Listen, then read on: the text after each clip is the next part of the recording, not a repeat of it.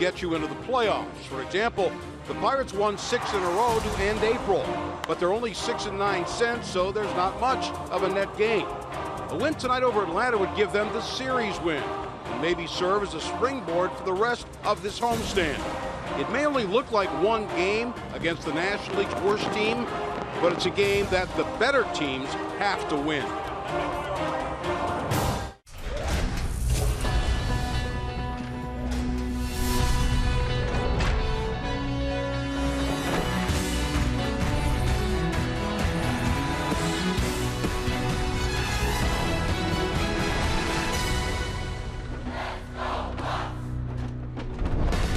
It is the 4th game of the 10-game homestand here at PNC Park. Finale of the series against the Atlanta Braves. Starling Marte returns from paternity leave, and it's the Bucks and the Atlanta Braves. Braves winning last night 3-1, so the Pirates need a W to take another series. Greg Brown along with Steve Blass and Dan Potash. The one run the Pirates scored last night thanks to the great bat of Jung Ho Kang. What a return, Steve, since coming off the disabled list. You know, he is a shot in the arm. Not only was he what he does with the bat, but everybody in that dugout really feels good about having him back, and he appears to be 100% healthy. No lingering effects from that bad injury last year. So, yeah, when he goes into that dugout, everybody perks up a little bit. This guy is very much a professional. 5th homer in 32 at-bats. 7 of his 9 hits have gone for extra bases. So he'll stay in the cleanup hole. Starling Marte, who has been hitting a lot of cleanup, bats 5th tonight. And Gregory Polanco, well, Clint Hurdle says he likes what he sees from Polanco in the 3-hole. Yeah, who would not like these 3 guys in the middle of the lineup? And I kind of hope they're going to be a little aggressive tonight because the Braves starter has very good control. So we'll see what they do, but they certainly are capable, and they have a great recent resume. Mike Foltynewicz on the hill for the Atlanta Braves against lefty Jeff Locke. It is a fireworks night in the Burgh for the Pirates and the Braves, and the Pirates look to light up the night. When we come back, it's the Bucks and the Braves.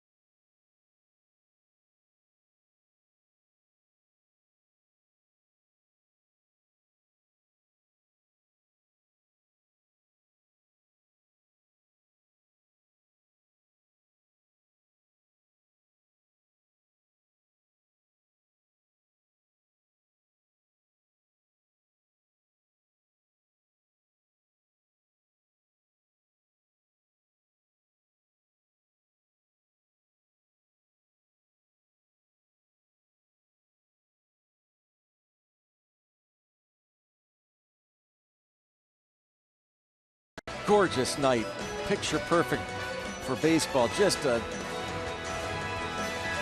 perfect evening for baseball as the Pirates get ready to take on the Atlanta Braves. It is Military Appreciation Night, every Thursday home game here at PNC Park. And with more on that, let's go downstairs to Dan Potash. That's right, Greg. It is Military Thursday here at PNC Park. You know, every Sunday it's Kids Day here at PNC Park, and a select group of kids and youth get to take the field at each one of the 9 positions and wait for the Pirates to take the field, who will meet and greet them, sign an autograph, take a picture, which is pretty cool. Well, tonight, members of the Veterans Leadership Program of Western PA are out on the field. They were honored before the game, and men and women from each branch of our nation's military are out there waiting for the Buccos, who now take the field in their camo jerseys on, again, Military Thursday.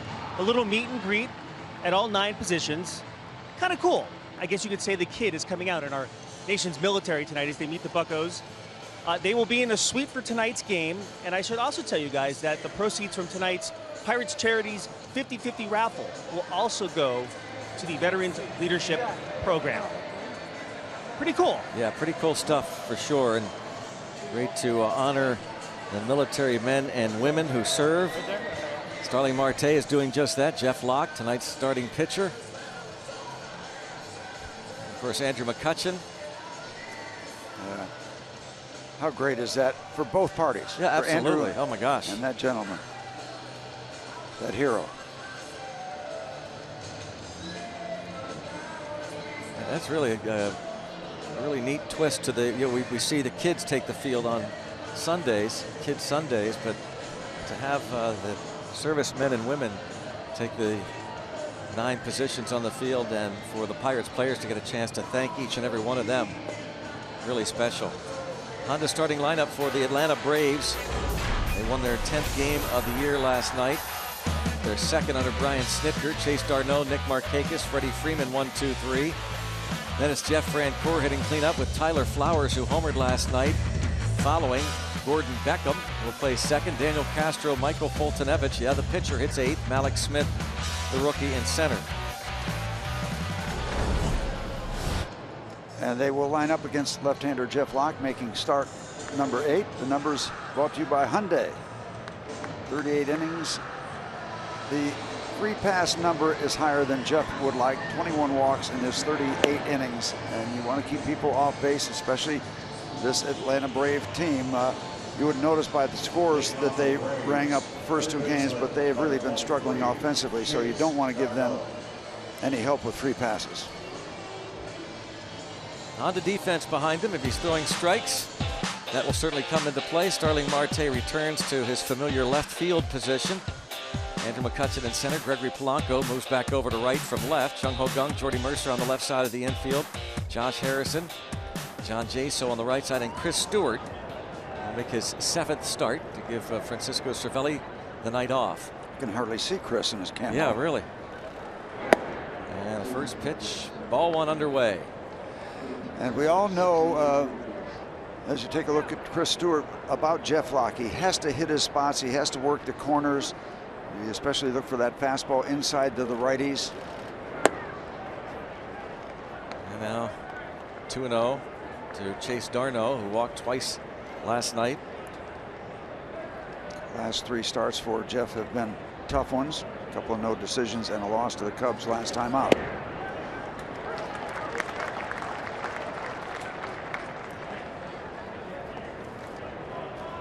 Start number 8.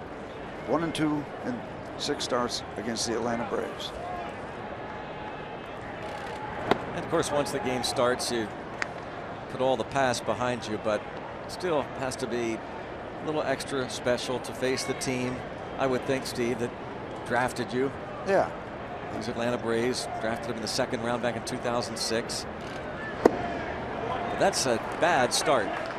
No other way to put it for Jeff Locke. This is a team who won for just the 10th time last year, an anemic offense no matter how you slice it.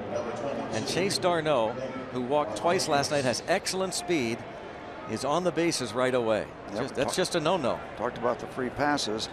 And the more you struggle with control, the more you think about throwing the ball in the strike zone. And if he gets it in that hitting zone, that's where Jeff gets hurt. So it's a double whammy. If you walk people, miss your spots, then you got to come into a part of the strike zone you really don't want to be in. I'll go after Nick Markakis. The veteran right fielder Markakis was 1 out of 4 last night, plus a walk. Kind of want to see Jeff throw like he did in his last home start. What, 94, 95? It was up on the guns. Yeah, we found out that those defective guns. Yeah, the machinery had to be recalibrated. Those devices that measure the speed, the velocity. So yeah, he's a control guy when he's on, and when he is on, you won't see any more comfortable outs. I mean, the easy pop-ups, the pitches there have to swing at on the corners.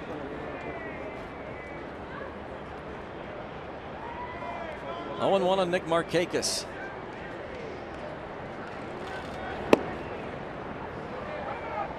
One thing that Clint Hurdle has talked about with Locke, when he has been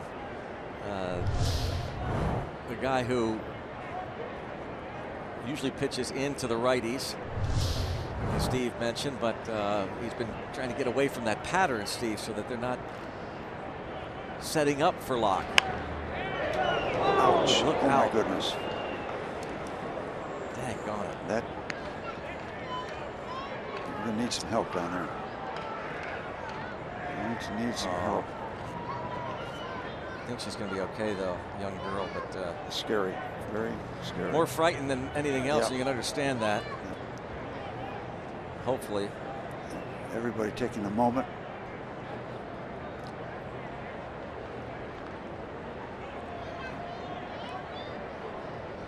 Players on hold while they tend to that young lady.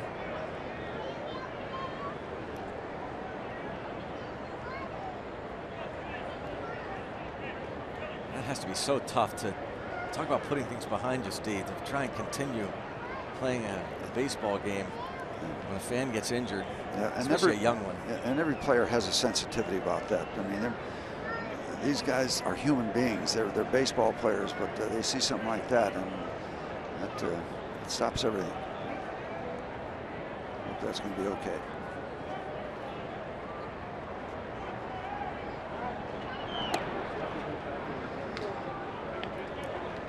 Well, we know the deal with speed at first base against the left-hand pitcher. If you guess right, you steal second base easily.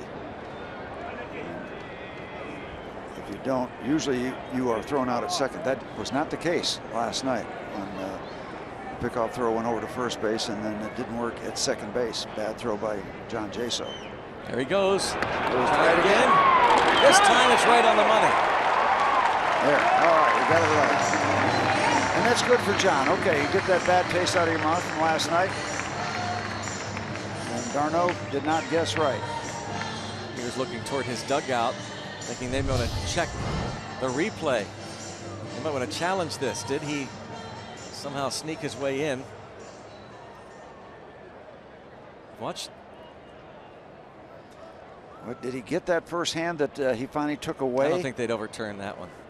But did you see how far in he was trying to cut that lane off for Jaso? Yep, yep. In on the grass.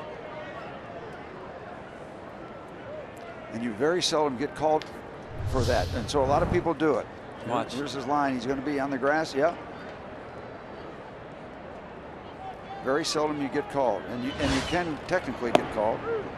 And strike 3. So suddenly, cleans this up. first inning looking much better for Jeff Locke.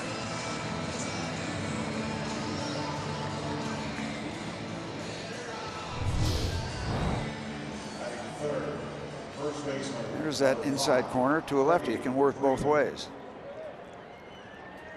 Jeff stays in that neighborhood and then across the way to the other side of home plate. Not only effective, but it really moves the game along. And on that left-handed hitter, Freddie Freeman, the chase Darno picked off on the caught stealing. Now they're checking yet another fan, huh? Boy, oh boy. That bouncer My came right up over the railing. Boy, oh boy.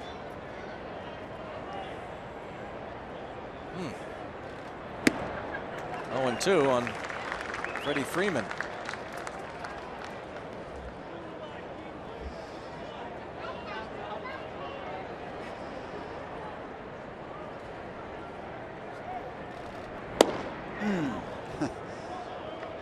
Close, but no cigar for Jeff.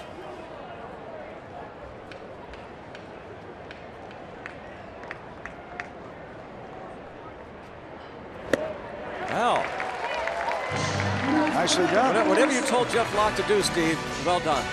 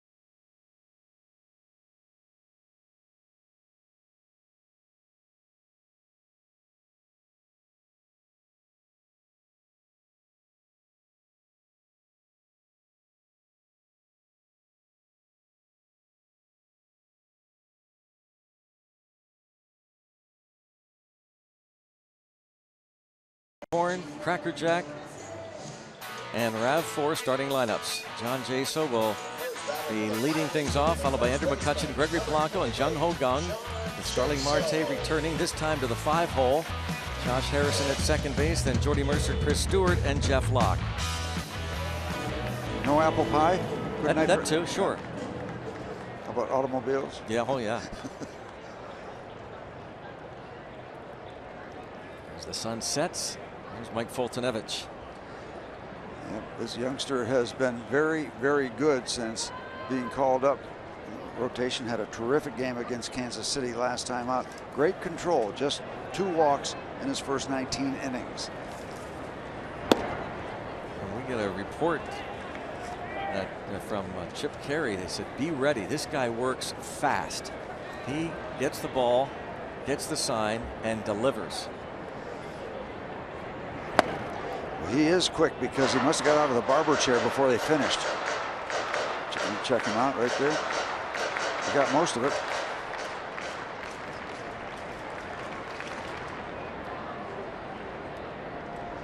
(1-1), 2.89 ERA. And right away, John Jaso, an opposite field single.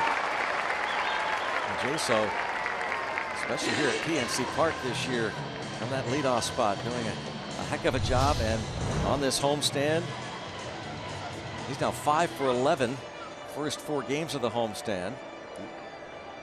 Going downstairs and slicing that ball into left field. Number 22, Andrew McCutchen. Jaso aboard for Andrew McCutchen.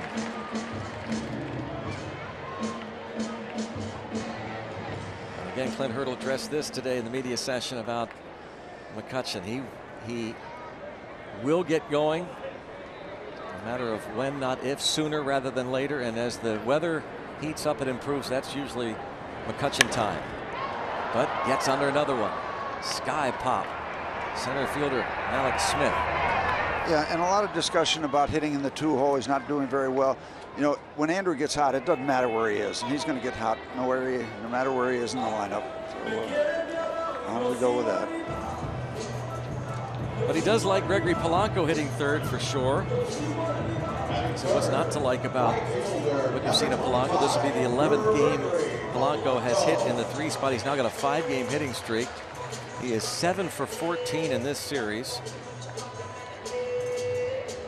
Last 6 games hitting at a .476 clip. And he has reached base safely in 11 of his last 12 games. He's going to make Foltynewicz wait a little bit before he gets in the batter's box. Maybe slow him down. That might be a little thought in the Pirates' mind tonight. And a fly ball toward right center. Malik Smith. 2 outs, it brings up Jung Ho Kang. We're going to get to our Rivers Casino tips to win for the Pirates from Mr. Blass. Find the bats that we lost track of last night after a bunch of offense the first 2 games of this series. And how about hit one for Tiana, the new daughter of Starling Marte? That would be very nice if we can write that into the script. Be a nice present for her. Starling's back.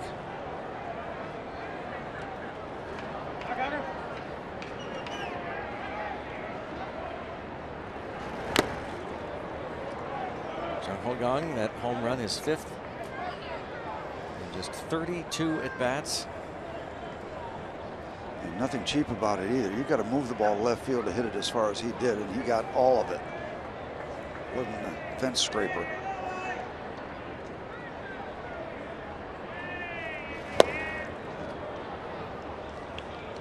Hard breaking ball from Foltynewicz.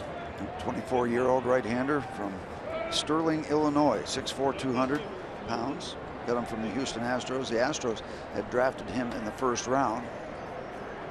Yeah, that was a good draft. That 1st round of 2010. Bryce Harper, of course, went 1st. Jameson Taillon by the Pirates, the 2nd pick in that draft, which also included Manny Machado. Machado followed the Pirates pick. Drew Pomerantz for Cleveland. Matt Harvey selected 7th in that 1st round by the Mets. Yasmani Grandal by the Reds was 12th. Chris Sale of the White Sox. What a draft.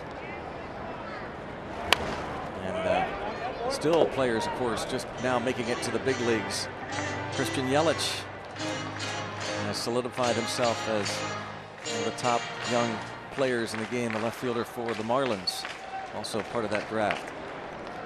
So it's 1-2 on Jung Ho Kang.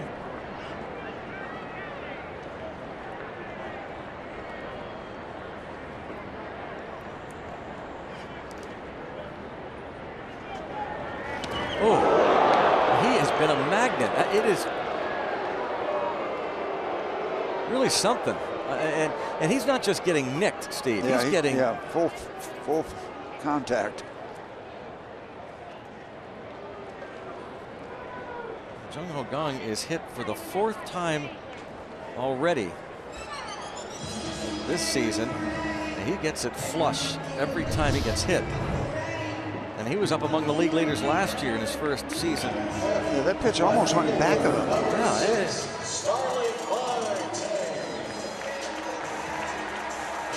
Really kind of crazy.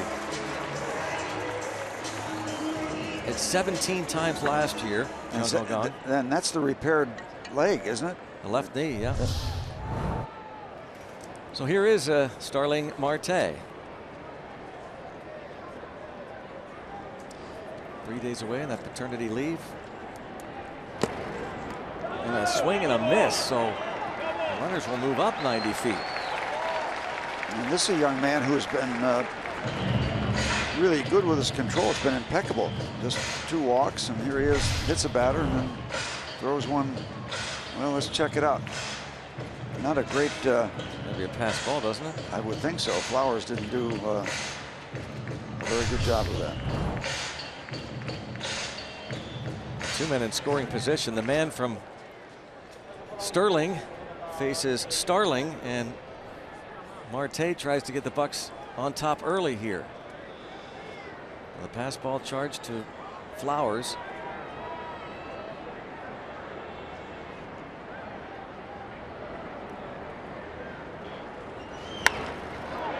And a fly ball to shallow right field. It's going to drop in. Starling Marte delivers a 2-run single. Well, that's a start for Marte in delivering gifts to his new daughter. Didn't get the home run, but 2 ribbies. And plenty of time for tonight for Starling Marte. His 15th and 16th RBIs of the year. Foltynewicz reacts. And on the handle, but he's strong enough to push it out to right field.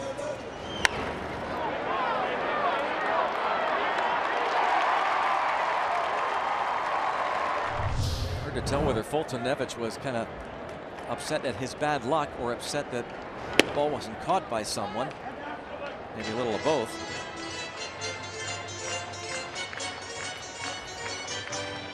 Marte likes to run. He is second in the league with a dozen stolen bases. Jung Ho Kang scores, hit by that pitch.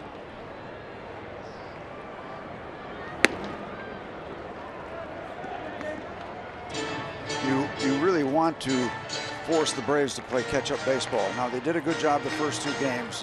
That's out of character for them. You get out in front with this kind of a struggling offense, overall struggling offense, it makes it tough, especially when you start scoring early and then add on periodically. Almost taken off was Marte.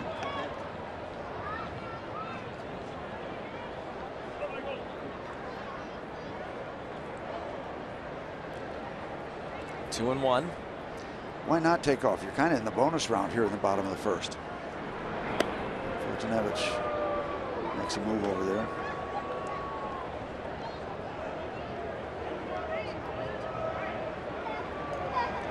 Just in case you're interested, too, Fortunevich has given up 4 home runs in his first 3 starts. This is his 4th start. 2-2. Well, early on, Steve winning on his tips to win from Rivers Casino with Find the Bats. Well, 2 runs right away. Kang scoring. Jaso got it going and hit one for Tiana. A 2-run single for Starling Marte. You're going to give Bob Walker a run for his money if you keep that up. 3-2. Yeah. And our best of the recovering Robert Vernon Walk. Yep. He's taking it easy up in the North Hills. Gallbladder removed successfully. Yep, on the other side of all that.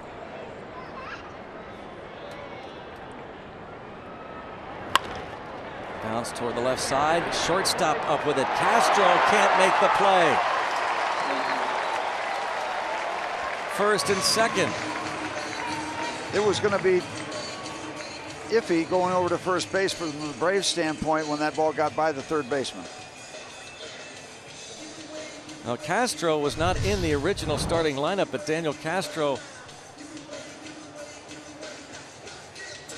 is going to be a base hit here. They're going to give Harrison a hit. Even though Castro fields it cleanly, he probably gets the out. Our Allegheny Health Network injury update. Eric Ibar scratched from the lineup. He had a chicken bone stuck in his throat. He went to lunch today in Pittsburgh, had to be sedated. It was removed, and he was scratched from the lineup about 45 minutes ago. Speaking of Bob Walker, with the creme brulee accident a couple years ago. Yeah, it's dangerous out there eating anymore. You know, whatever can go wrong will go wrong for these Braves, right? Yeah, and then you can add that to the oddity list of injuries, health issues. Jordy Mercer.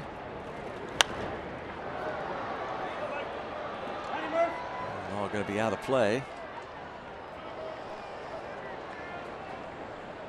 Starling Marte, the 2-run single, and moving to second base on the infield hit by Josh Harrison. And now Jordy Mercer, 7th man in the order, faces this young right-hander Mike Foltynewicz. I would think that Ibar should stay away from any fish dishes if he has trouble with the chicken. Yep.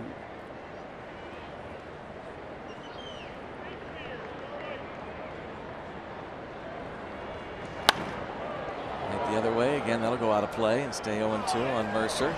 Well, the Pirates have never seen this right-hander for the Braves, and he was noted as having a very good fastball. I've seen a lot of sliders, almost a steady dose of sliders from Foltynewicz. What a job he did last night. Julio Teheran, 7 2/3 innings, a 5-hit shutout ball, didn't walk a batter. Dominant. Great example of pitching. And not overpowering people, pitching. Mercer lines it right at the center field. Barely has to move Alex Smith, but the Pirates score a pair. Starling Marte, the new Papa, 2-0 Pirates.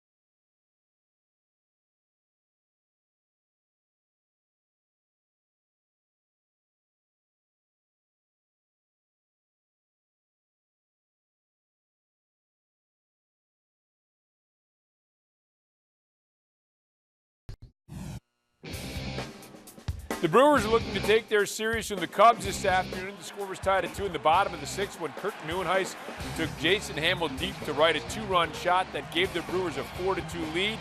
They go on to win 5-3. Greg and Steve, the Cubs have lost 3 of 4 for the first time this season. That break up the Brewers. Yeah, headline news too in Chicago.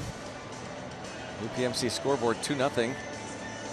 Pirates lead the Atlanta Braves, and we're also going to check out our Volkswagen National League Central Division standings now, so the Pirates can get back to within 6.5 games with a win. The Cardinals play tonight. They are hosting the Colorado Rockies. Well, the Brewers had a chance to win last night in extra innings against the Cubs at Milwaukee. They had the bases loaded, nobody out. The bottom of the 12th, and did not score. Joe Madden brought in the 5-man infield going. And the Cubs won it in 13 last night, but today 5-3, as you heard Rob King tell you. And a base hit to right for Jeff Francoeur. Going the other way against Jeff Locke. Francoeur's second hit of the series. His first one was his first home run. Number 25, Tyler Flowers.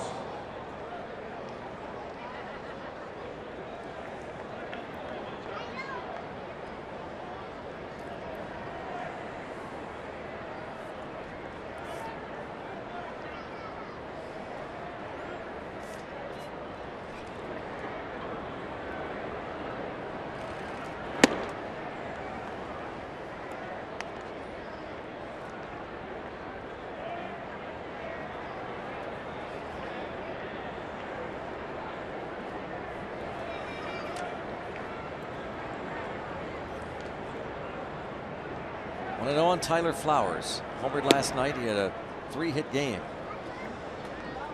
And once again for Jeff Locke, what you want to do if you possibly can, and not that he's not trying, of course he is, getting out in front, that makes it borderline for those guys to watch those pitches on the corner or just off the corner. If Jeff is ahead in the count, they can't afford to take them all the time. If they're ahead, they can take most of them.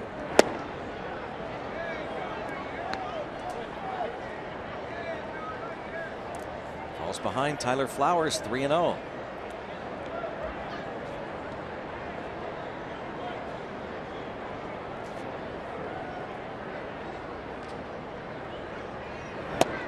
And a 4-pitch walk. This free pass total is becoming more and more alarming, not just tonight, but coming into the game with 38 innings and 21 walks. And he is ranked among the league leaders, having walked 23 now. Came in tied for 7th most free passes allowed in the National League. And when you combine that with hits, came in with more hits given up than innings pitched. So a lot of base runners, walks and hits.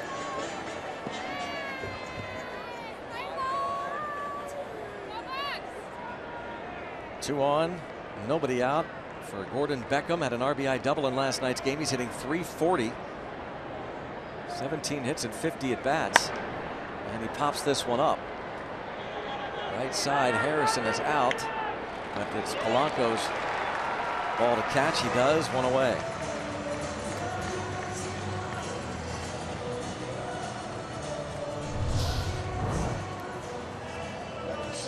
Oh, wow. Got away with one there. That's that's the danger zone.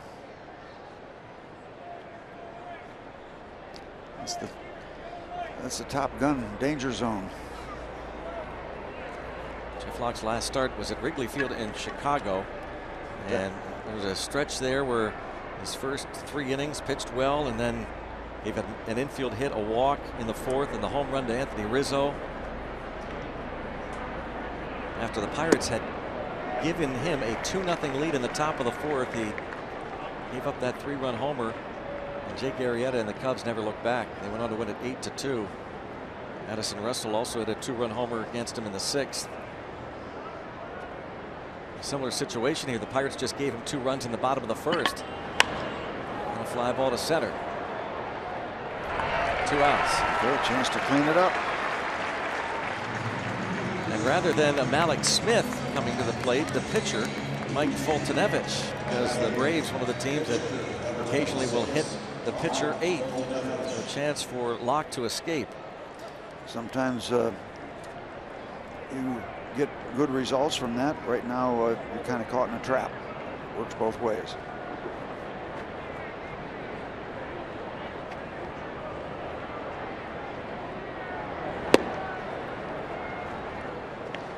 Let's pitch ball 1 to the pitcher.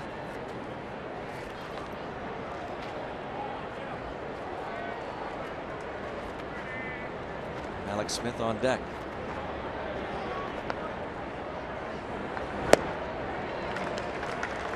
And that's just the kind of swing you want to see right there. Not a very good one. Yeah. Just perhaps a little bit of confidence, although he's 1 for 3.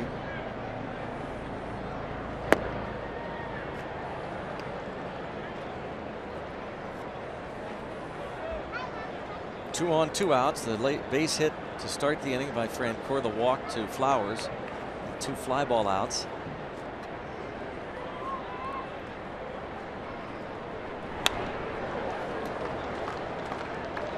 Now 2-2 on Foltynewicz.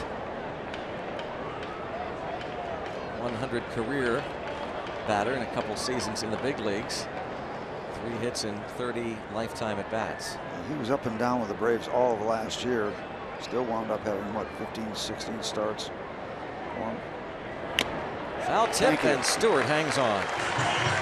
Third strikeout for Locke. Braves leave a pair. The Pirates lead by a pair.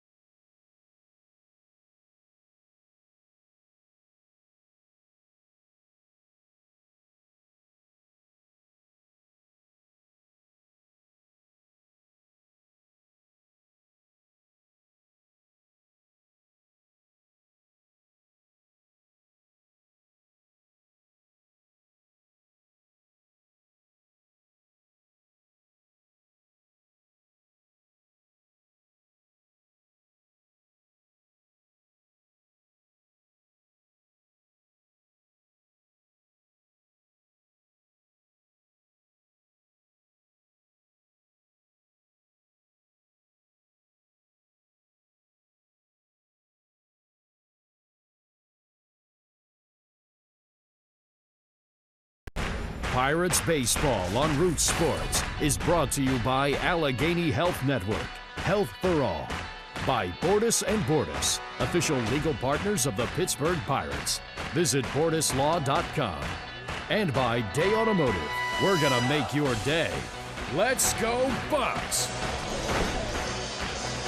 Welcome back. 2-0 Pirates lead the Atlanta Braves. Go to the bottom of the 2nd inning. While we have a moment, we want to welcome a new member to the Root Sports family.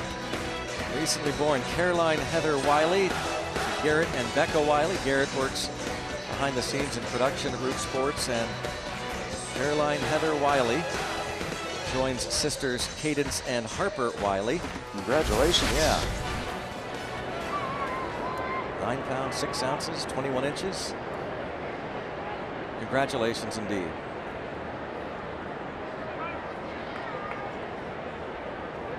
Here's Chris Stewart.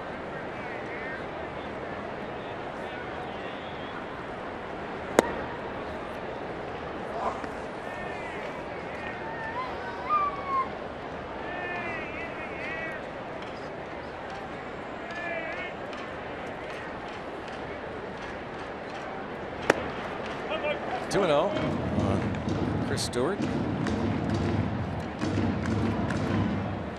Talked to Clint Hurdle about Stewart, whether he's going to have him try and pair him up with maybe Locke or Cole again, as he did last year, most of the season. But he said, I'm comfortable with Stewart catching anybody, and doesn't see any reason to pair him with one pitcher in particular. Just a night to give Francisco Cervelli a day off. Speaking of number 29, he will be all over that dugout tonight. He does not sit still. He'll be talking to everybody. Another slider by Fultonevich.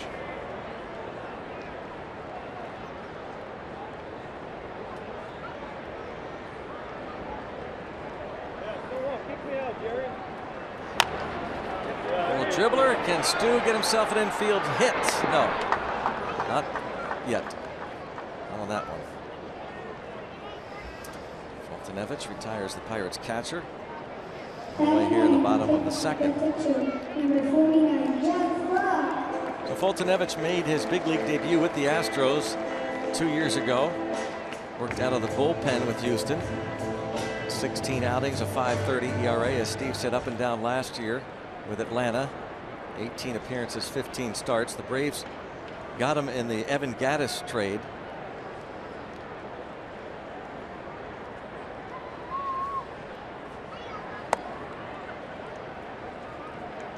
Talked about it for 3 games now, that the Braves, as bad as it is now, people running the organization feel like there is light at the end of the tunnel, and that they will be prepared to compete when they move into the new ballpark, Cobb County, next year. After going through the difficult transition.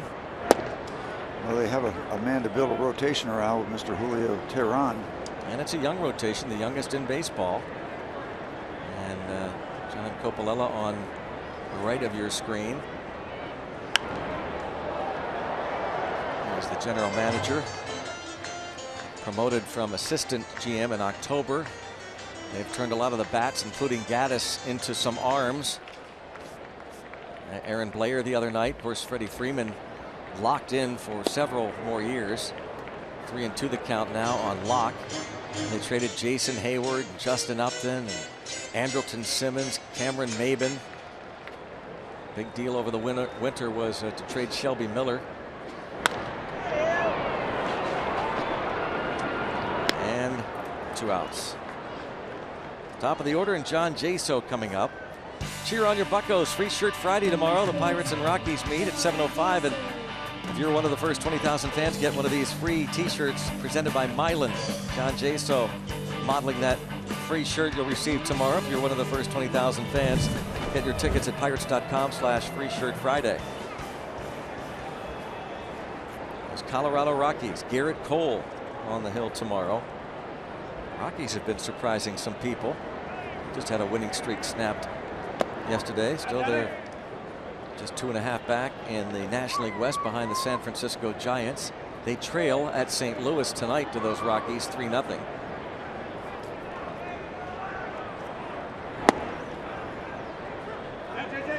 John Jaso, 1 ball, 1 strike count.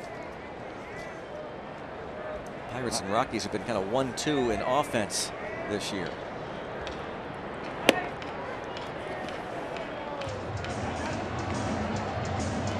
Oh, the Braves.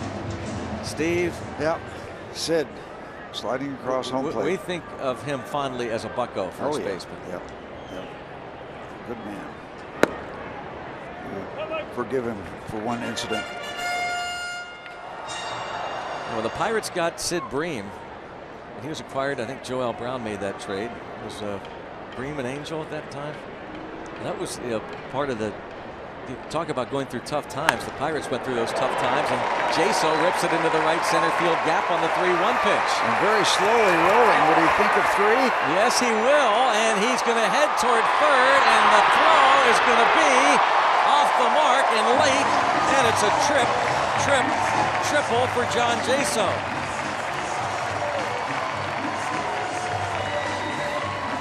Long run, but that was perfectly hit. It was not only in the gap, but it was kind of gently rolling. It didn't go out there and just blister against the wall on one hop. Just rolled kind of comfortably. Caught the gap perfectly. And you could tell going into second base that he had 3 on his mind.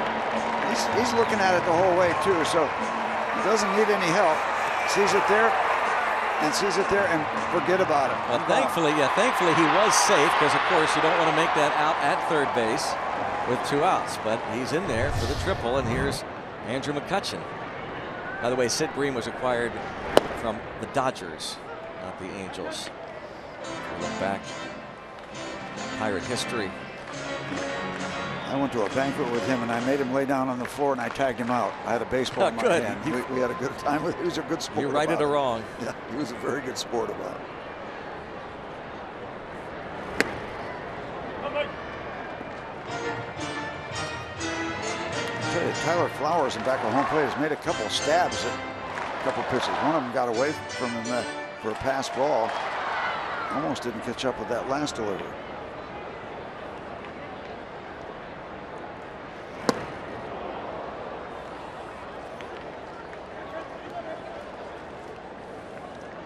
Just waiting for this guy to catch fire. You know it's going to happen. Off-speed pitch. Spin to it. They call it a slider, maybe a slider, maybe a curve, whatever you want to call it. Plays off that.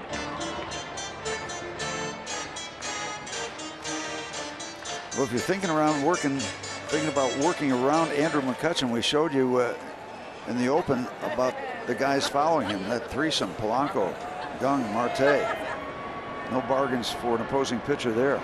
And it's interesting, Steve, because normally that's just standard operating procedure when you're going through scouting reports. If you're the Braves, when you play the Pirates, just be so careful. But the way McCutchen's going, the way Polanco's going, McCutchen's been seeing his fair share of good pitches. That's what's so frustrating.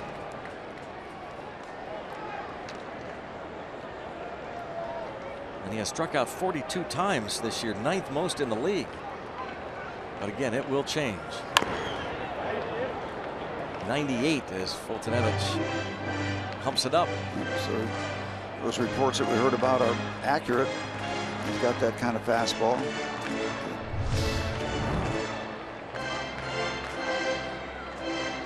Well, that's why you wear the shin guard.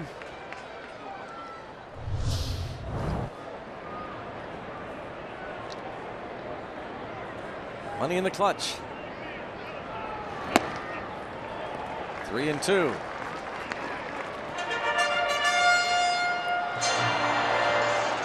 That's more of a slider there with that kind of speed, around 90 miles an hour. The previous breaking ball to Andrew was around 86. So with 2 different speeds with 2 different breaking balls. Big full count pitch. The other way. Base hit.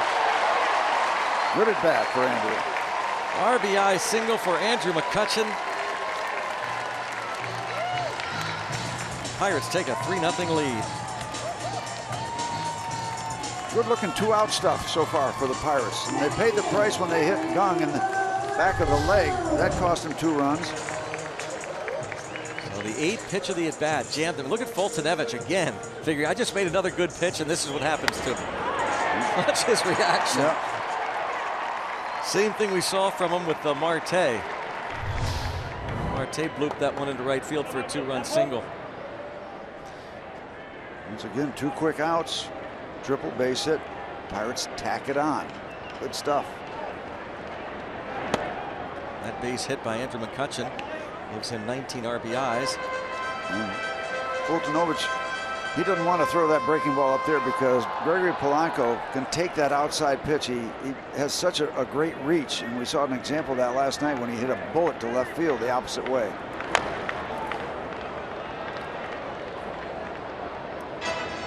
Fouls it off his foot. Andrew McCutchen, our Barrel League leader stat, now matches Jack Wilson for the most hits all time here at PNC Park. 612 hits for Andrew McCutchen, playing in his 536th career game here. Jack Wilson played in 583. Number 22 on the field, number 1 in my heart, Andrew McCutchen. Matching former Pirates shortstop Jack Wilson for the most hits ever here at PNC Park.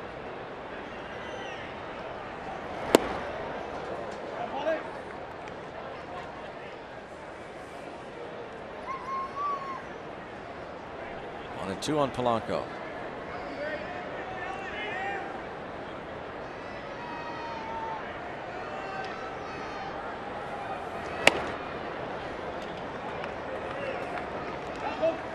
Two and two. Jason, a little brush burn, diving in there head first to third base. Now, Fultonevich has had great control, 2 walks, and he hasn't walked anybody here, but he's all over the place. Just hadn't issued a free pass. Oh, and another one not close. Maybe getting frustrated, Steve, huh, by making those good pitches. Yep. Absolutely, and what has he got? He's got 52 pitches here in the bottom of the 2nd inning. So we are going to get into that bullpen. It's just a matter of when. Guess you can say that about any baseball game these days. Going to get into the bullpen. Tehran lifted last night.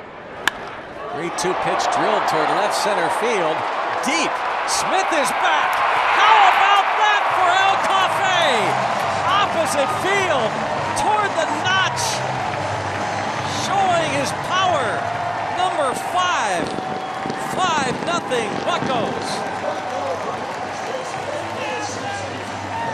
How impressive is that? Opposite field.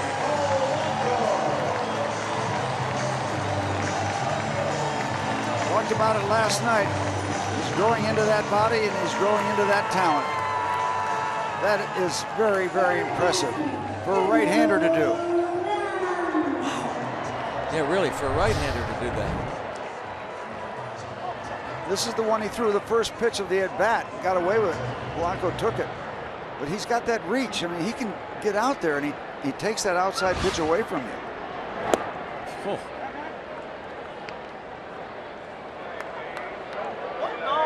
That is really, really impressive. That is a long way for a left-handed hitter. Jeez. Pirates found the bats.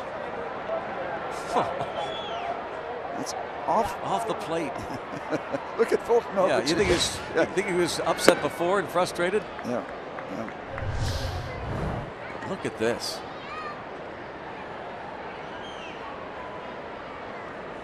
Plenty deep. That's that finishing power.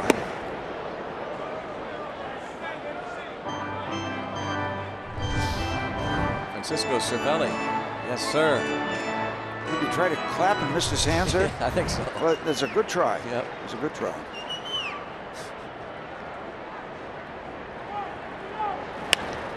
This is pulled down the line, foul into the seats, jumped on that pitch. And you get the feeling now that Fultonevich is scrambling, fighting it, stunned at what has happened here. Yeah, he's throwing the ball all over the place, but when he throws it in the strike zone, he gets ripped. And even out of the strike zone a bit, that pitch to Polanco off the plate. Which you might be tempted to say it was a good pitch because it was on the outside corner, but it was a breaking ball right up out where you could extend your arms, and nobody has more extension, I think, on this ball club than Polanco. Gone wasting pitch after pitch now. Now, yeah, you can't average 30 pitches an inning. Here's the Polanco home run ball. Be careful how you handle it. It still might have heat on it. Hot, yeah. Well, Fultonevich gets the strikeout of Gong. A 39 pitch, 2nd inning. A Jaso triple, a McCutchen single, and this beautiful swing from El Cafe.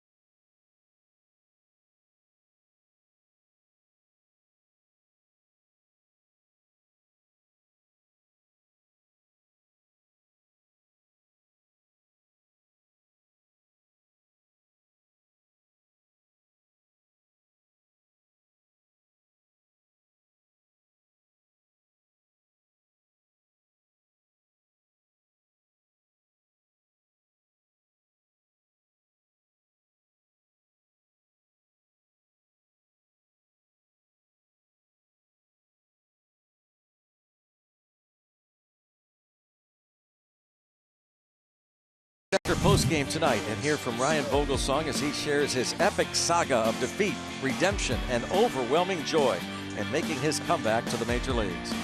See his story on Inside Pirates Baseball, presented by Allegheny Health Network tonight after post-game on Root Sports. UPMC scoreboard, what a shot that is. Blue Moon coming up on the 21st. You always get great shots here when we're at PNC Park because, of course, it starts with the camera people and the production crew. But this ballpark and a night like tonight and a swing like that, and just picture perfect. Yeah, it's and not kids. Yeah, kids are loving it. Not only a majestic swing, but a long swing. I was asking you last night as we had our post-production meeting about Polanco and if that swing reminded you of anybody in your day that you played against. Well, that body type. Yeah, the Willie McCovey comes to mind. The big plumber, as Casey Stengel used to call him. He had a huge swing. Now, when he the big guys. When he was in spring training a few years ago, we heard the talk of a Darryl Strawberry type of body. Yeah, but he's thicker. I mean, he's put on. Big man. He's put on so much muscle as Marte races in to make a fine catch. Alex Smith is the first out of this third inning. Point Park University tweets coming your way, and how about a little Oppo El Cafe? El Cafe looks good in the 3 spot. Yes, he does. Hashtag bomb, hashtag let's go Bucks. Gregory Polanco is such a monster. Goodness. Hashtag Buck Social. Buck Social night here at PNC Park. Yeah, 6'5", 230. That's a big man. He's put on, what, 15 pounds of muscle over an off season?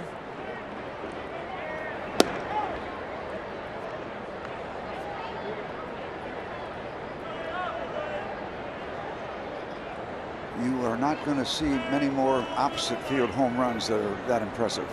Yeah. Your point well taken, that it's impressive when a right-handed hitter hits the ball into that gap by the notch into the seats. The backdrop, the Clemente wall.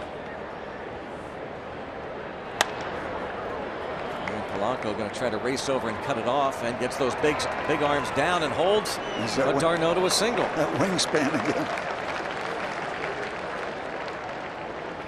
So you really see both sides of the ball right there. The incredible swing, the home run, the power, and here cutting off what looked like a short double into a single. Reach. Now, we have seen him when he first came up step on his glove in that kind of situation. Yeah. And on his own feet. Yeah.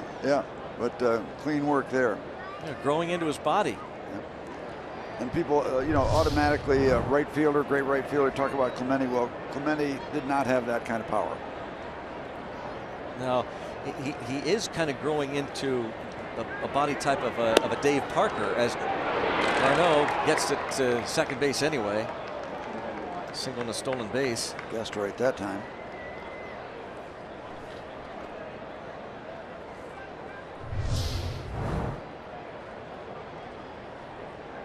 Not much of a contest when you have that kind of speed and that kind of jump. Chase d'Arnaud stole a base last night. Nick Markakis, who is 5th in the National League, batting and runners in scoring position, a chance to get the Braves on the board.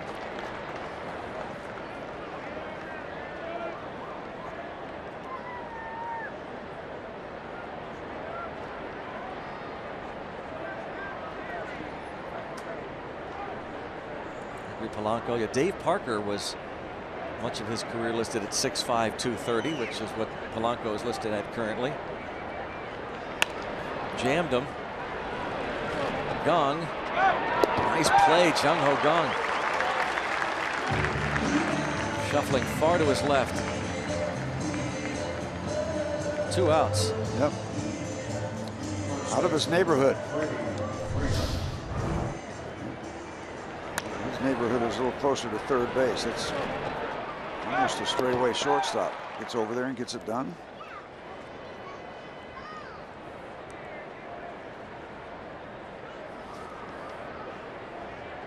Get that foot down, John.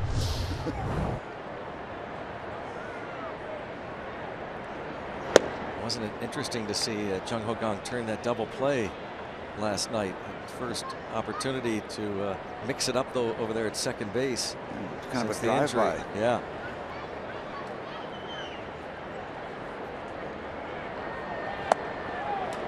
You almost think about choreography when you see that kind of move, because he's got to get the ball, he's got to slide by, make sure he makes contact with the base, throw, kind of an awkward throw. That was the first inning against Freddie Freeman. It was a 6-5-3 double play because Young, the only man on that left side of the infield, and Jordy Mercer on a shift over on the first base side of the bag, as is the case now. And that double play went 6-5-3. First two games, the Pirates got out comfortably, and they're doing the same tonight. Let's not have the same drama we had in the first two games.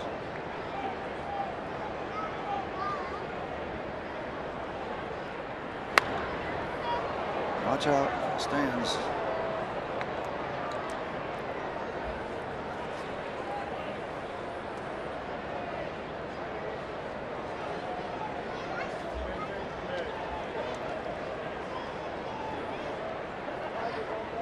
Trying to put Freddie Freeman away. Jeff Locke.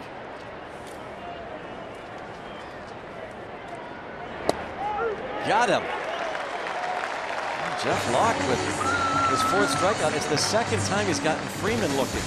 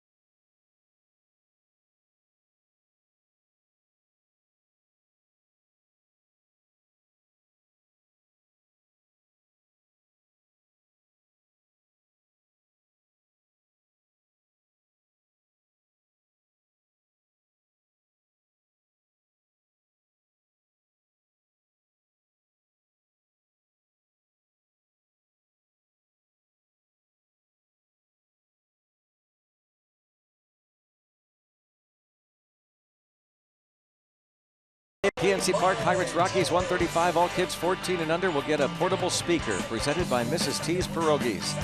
Get your tickets at pirates.com. Bucks and Rockies on Sunday. Kids portable speakers. Juan Nicasio on the hill for Pittsburgh. The PMC scoreboard has the Bucks on top 5-0. And boy, he's all set with the Dippin' Dots and the big beverage. There is Starling Marte. He and his wife Noella welcomed daughter Tiana on Monday.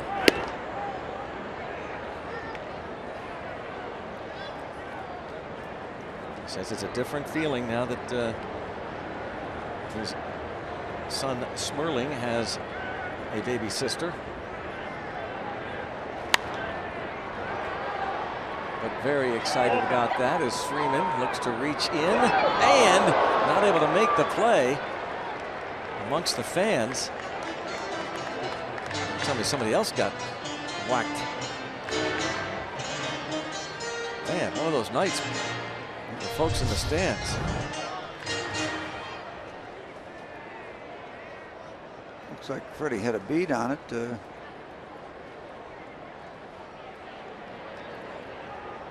Kind of overreached it. ball hit off the glove, glanced off the glove, and bounced off that gentleman's head. Don't try it again. Look out.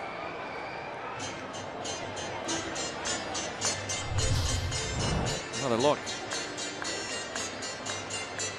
How about that? Look at that. Man. Jeez. Marte will be retired on the ball hit to Castro. And Greg, while we have a moment, had a nice visit with the gentleman by the name of Denny Phillips from Amity, PA. He had an old World Series ticket from game number 5 of the 1971 World Series, the Nellie Bryles shutout. Very proud of it. A good Pirate fan. He had a nice visit. Nice. On the runway. I'm excited to be here. He's a great Pirate fan. Cool. Meet Denny Phillips. Josh Harrison to Castro.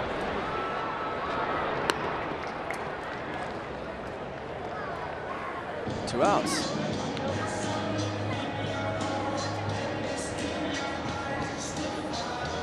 A little different feel to this third inning for Foltynewicz. Yeah, he slowed that pace down, didn't he? He was billed as a quick worker. Well, the Pirates have made quick work early on against him. Brian Snitker on your left, Roger McDowell, the pitching coach, on your right. Snitker replaces Freddie Gonzalez.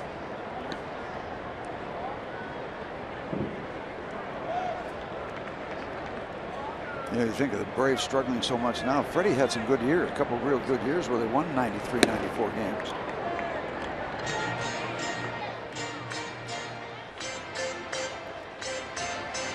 Wild story, wasn't it, about Freddie Gonzalez, how he found out? Really, really strange. He already had a plane ticket? Yeah.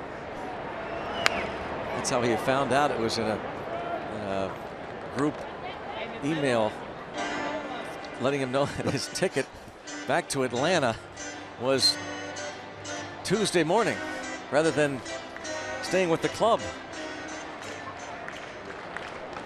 And so apparently he grabbed a couple bottles of wine and went to John Copabella's room. The general manager of the Atlanta Braves, John Coppola, knocked on the door, said in so many words, you know, you don't have to call me and fire me, I know. And he said they had a good chat. Very classy of Freddie Gonzalez. Not too many managerial changes for the Atlanta Braves recently. Foltynewicz wasn't sure that ball was foul tipped by Mercer. Neither was his catcher.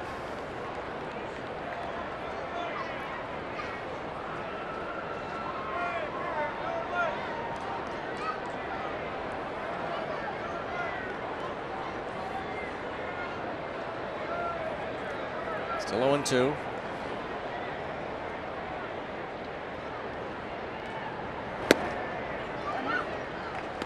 Mercer going to try and make him work. Lined out to center field in the first. Over the last couple years, he has a 10-game hitting streak against the Atlanta Braves.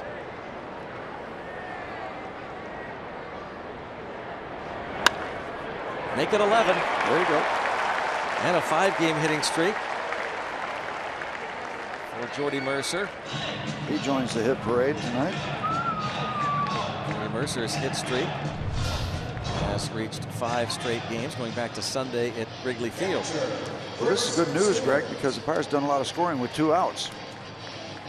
2 quick ground balls to the Atlanta shortstop, and now base hit and get it started again. All 5 runs coming after 2 were out. Gateway Clipper Fleet. The Empress.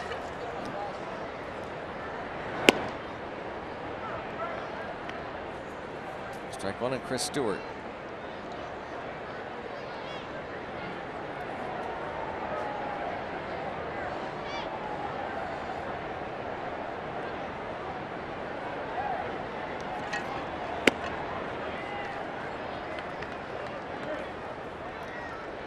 Greg, I had a neat experience tonight before the ball game. I had my picture taken with the Winners' Cup of the U.S. Open.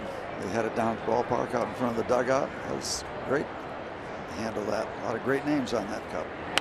They're handling it the last 3 years or so, kind of like they do the Stanley Cup. Yeah. They're trying to get attention, so they had a member of the PGA official was there with the gloves in the clubhouse. They had it there right in the middle of the clubhouse, so players came and some would pick it up and have the picture taken with the cup for the U.S. Open, which will of course be played in Oakmont in June. And so we'll hope to repeat that experience with the Stanley Cup when yes. the Pens win it. Yep. And the shortstop going to get 3 assists in that inning. Daniel Castro. Pirates lead it 5-0.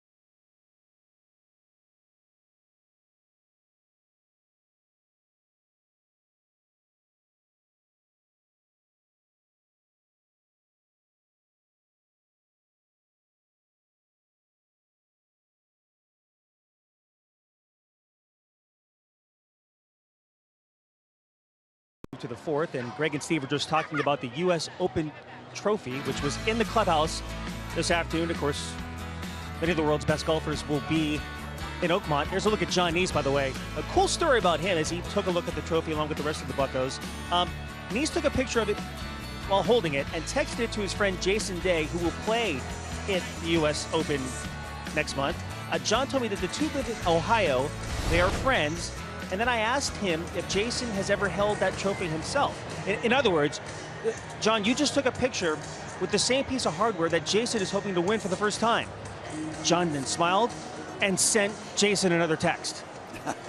Now, you know how it goes with hockey players. You know, don't touch the Stanley Cup unless you've won it. So the fact that John has touched it and held it, and Jason, I think he finished twice at the U.S. Open over the last few years. He's taken it one step further, and Jason still has to wait.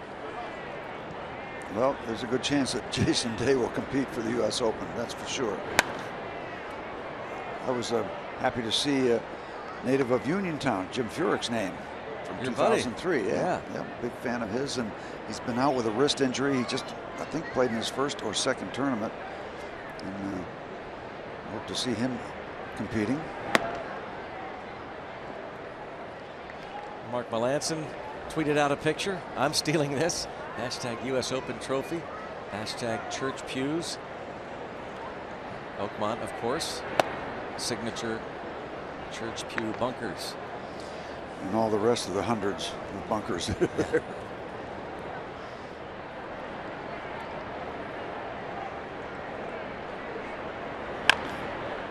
Jeff Francoeur fouls this pitch off. 3-2. It's Francoeur, Tyler Flowers, Gordon Beckham in this 4th inning against Locke. And as you said, Jeff, last time out, 3 scoreless innings against Jake Arrieta, put up zeros, and then got away with those couple of home runs. And into left center. Francoeur has to hustle into second for a double. He finds the gap, his second hit of the evening. Catcher, Tyler Flowers.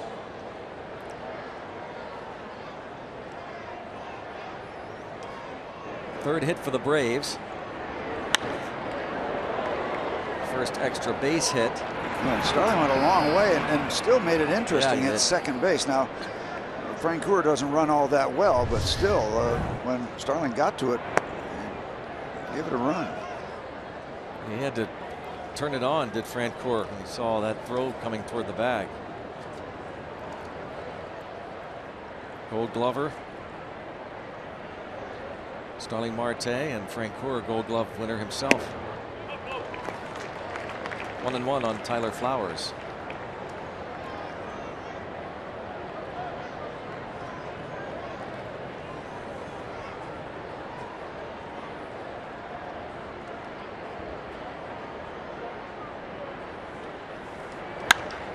Line to right, and the Braves are going to get on the board. Polanco makes it somewhat interesting. A double for Flowers, and it's 5-1.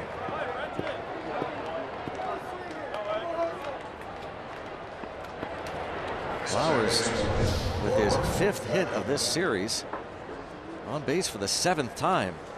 Kind of slicing that ball inside out a little bit, going the opposite way. Quick noise here in the top of the 4th.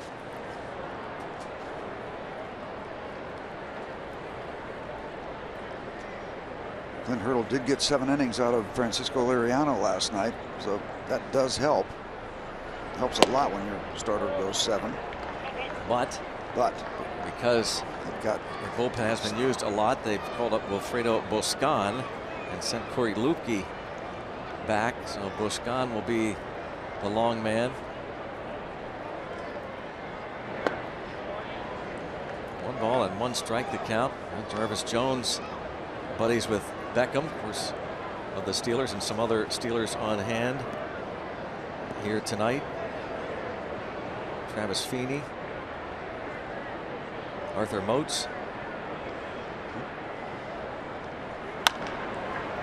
Beckham bounces to short. No advancement. Beckham, both Georgia Bulldogs, Beckham and Jones, and yeah, no advancement there.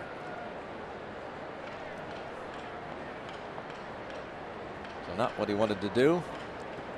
As Flowers remains at second, and we're going to do some texting here, maybe some tweeting.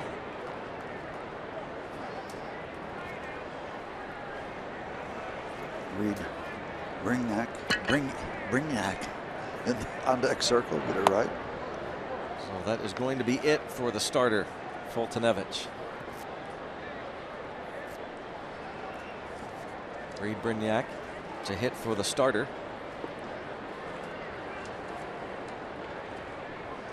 Here is Daniel Castro.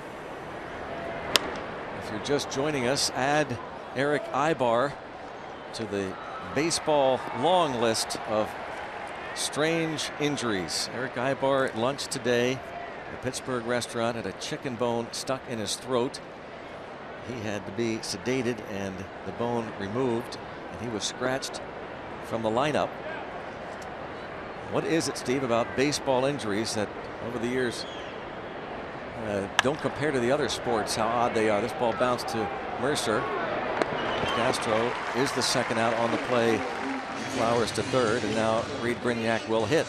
I don't know. I never had any trouble swallowing any kind of food. There was never an incident. Now I don't know if he's trying to do the funky chicken or what was going on, but you know, but the reality is, if you start choking on anything, it gets pretty scary. Oh yeah. Yeah. We're not trying to make light of that, but just it gets bizarre again, too. Yeah. I mean, the lists, you can go back to the early mid-20s. Freddie Fitzsimmons, who was a successful pitcher for the New York Giants and Dodgers, was sitting in a rocking chair sleeping when he crushed his own fingers underneath the chair. Well, heck, the Pirates' Francisco Liriano broke his arm on Christmas Day. He slammed it against a door trying to startle his kids. Remember that? That's and when his he first got him. Contract had to be restructured after that. Yeah, Glenn Allen Hill missed some games falling out of bed while having a dream about spiders, arachnophobia.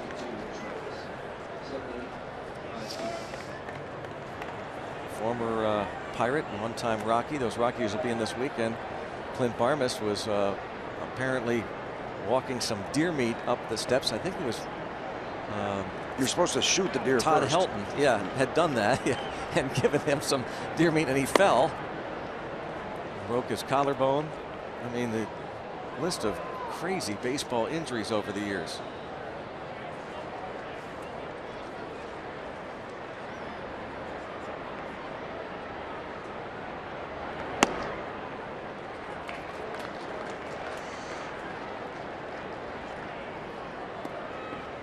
We've got a list of them, and it's Larry Anderson, now an announcer with the Phillies. The pitcher strained a rib muscle getting out of a jacuzzi. 3-2 on Reed Brignac. Of course, pitchers have gotten hurt joining brawls, getting involved in celebrations.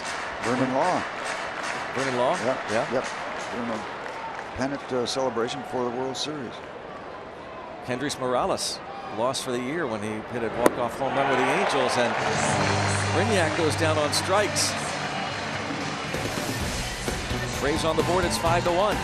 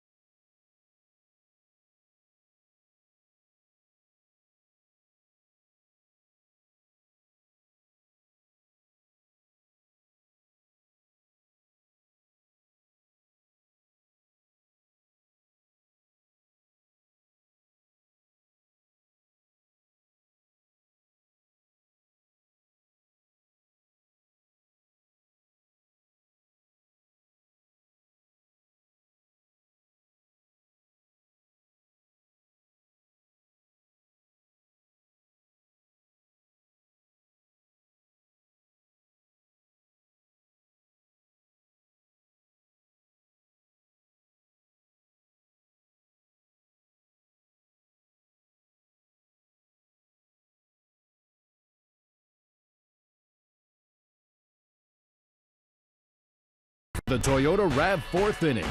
The all-wheel drive RAV Hybrid has performance that will make you rethink hybrid. Let's go Bucks! 5-1 go to the bottom of the 4th inning as the Pirates try and take this series. Jeff Locke gave up a run in the top of this 4th inning. Francoeur and Flowers back-to-back doubles, but then got the next 3 men, a couple of ground outs and a strikeout. And the new pitcher, Eric O'Flaherty, makes his 19th appearance. Former Pirate for a time anyway in spring training, and then toward the end was dealt back to the team where he had so much success. These Atlanta Braves a few years ago.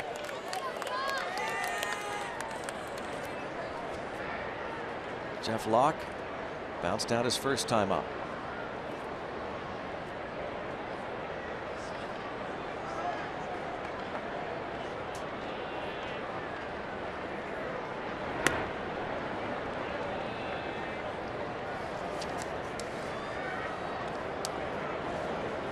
One for 10 at the plate.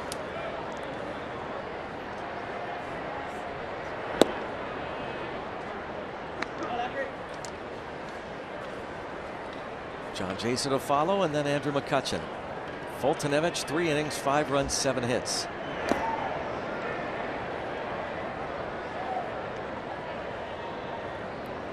Pirates had signed Flaherty as a minor league free agent in February. Really, you kind of thought he would make the ball club. Yep.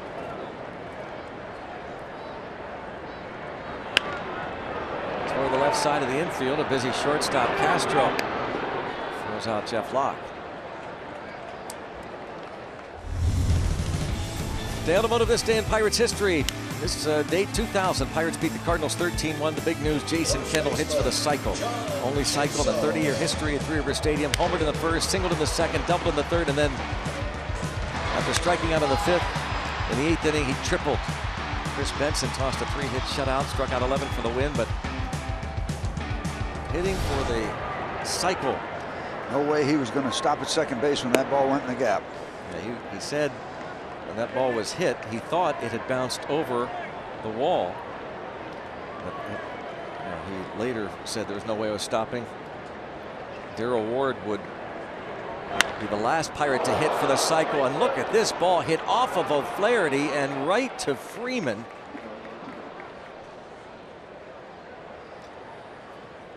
Well, the Braves get a bounce.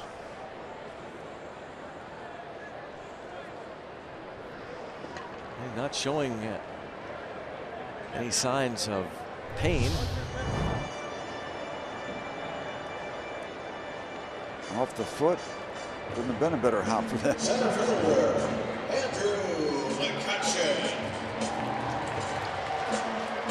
There's Andrew McCutchen with 2 outs and nobody on in the 4th inning. A 1-3 put out at first. Well, McCutchen's a logical candidate to be the next Pirate to hit for the cycle, wouldn't you think? Yeah, Steve? Speed, power. Yep. Although, you know, you look at Polanco when he gets going. Or Marte. Yeah, the speed and the power. It's there.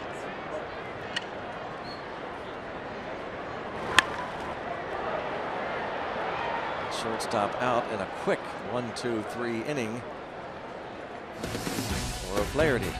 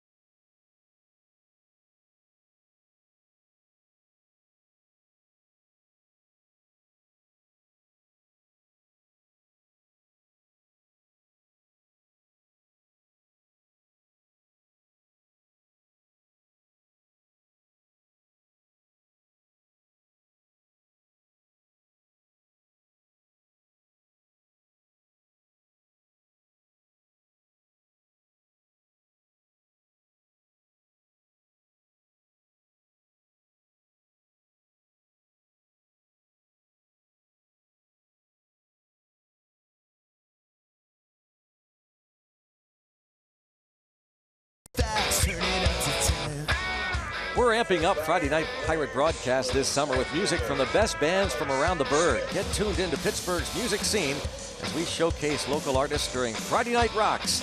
And it continues tomorrow when the Buccos take on the Rockies here on Root Sports. Greg, I got a birthday wish from my good friend Tanner up on Mount Washington, and I can't use his last name because of his celebrity status.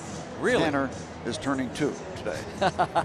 And you cannot use his last name because of his celebrity status. He is a delight. So Tanner, he got a Pirate happy baseball, birthday. and he's got a new puppy. Tanner's living good, Oh, living my large. And he gosh. was at the ballpark last night. Oh, cool. And Gong in and gets. What a nice play to retire Malik Smith. Sung Ho Gong. Malik Smith probably had a lot of bunt base hits with that bunt he put down in the minor leagues. Yep.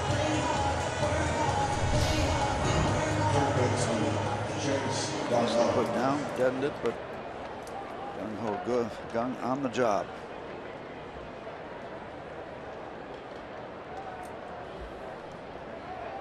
Excellent play. One up and one down. Here's Chase Darno.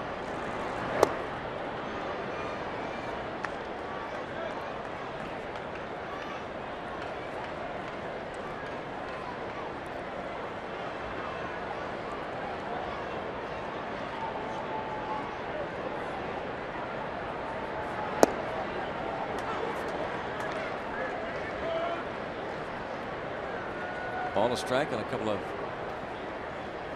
former teammates here going at it. Chase Darno has walked, singled, stolen a base, also has caught stealing. The other way. That's a fair ball. And goes out for a double. Chase Darno having himself quite a series. And the Pirates had high hopes for Chase Darno anyway when they drafted him out of Pepperdine in the 4th round 7 years ago. Just a matter of staying healthy. Yeah, inside and out the ball, down inside the chalk.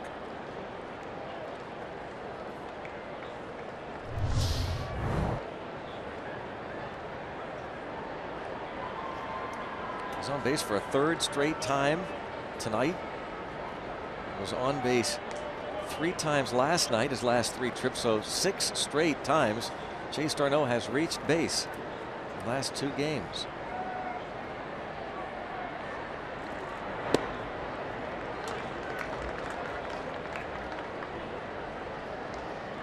Markakis has struck out and bounced to 3rd.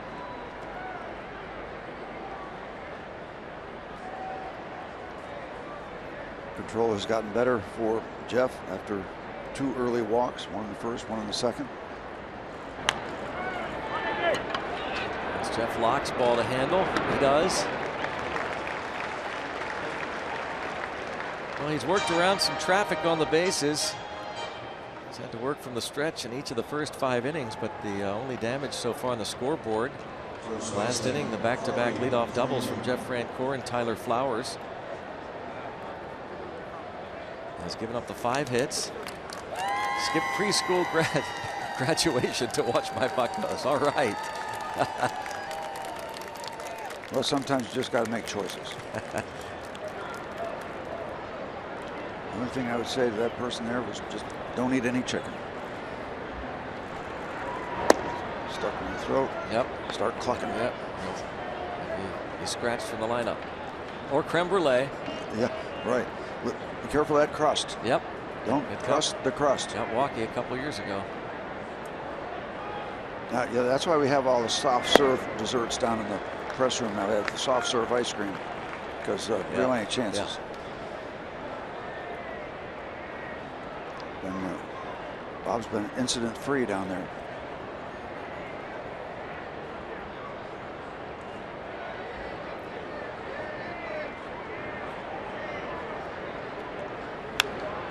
And now 1-2 on Freddie Freeman.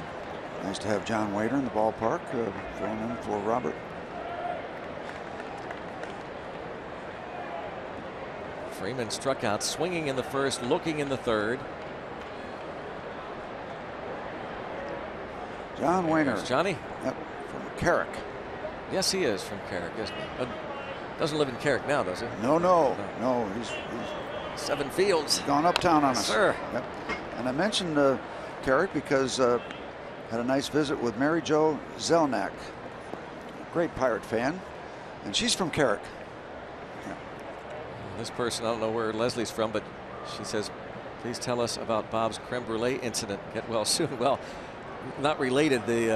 He's recovering from gallbladder surgery, and things went well, so that's why he's not with us tonight. But the creme brulee story we'll tell you about next half inning. Right now, Pirates and Jeff Locke are leading the Atlanta Braves 5-1.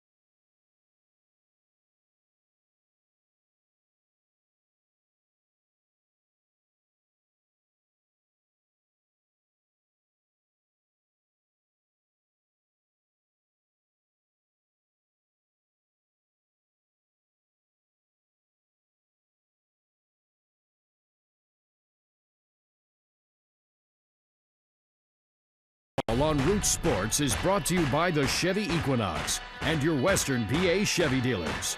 And by Barrel. Check out the Barrel hot list at barrel.com. Now the only way to buy a car. Let's go Bucks! 5-1.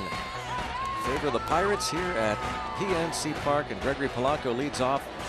Bottom of the 5th, he has flied out and homered. He'll be followed by Chung Ho Gong, and Starling Marte now faces the veteran lefty Eric O'Flaherty. And we talk about all the early offense too, and it's great, and that should be noted. But also, don't forget about Jeff Locke. 5 innings, 1 run given up. Good work from the left-hander, getting this ball game past the top of the 5th. Good work.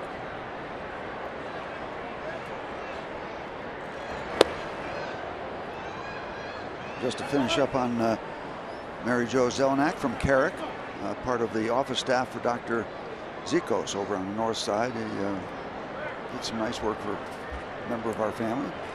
Thank you, Mary Jo and Dr. Zikos. Thanks so much. Good folks at Allegheny Health Network. Yep. In the medical building.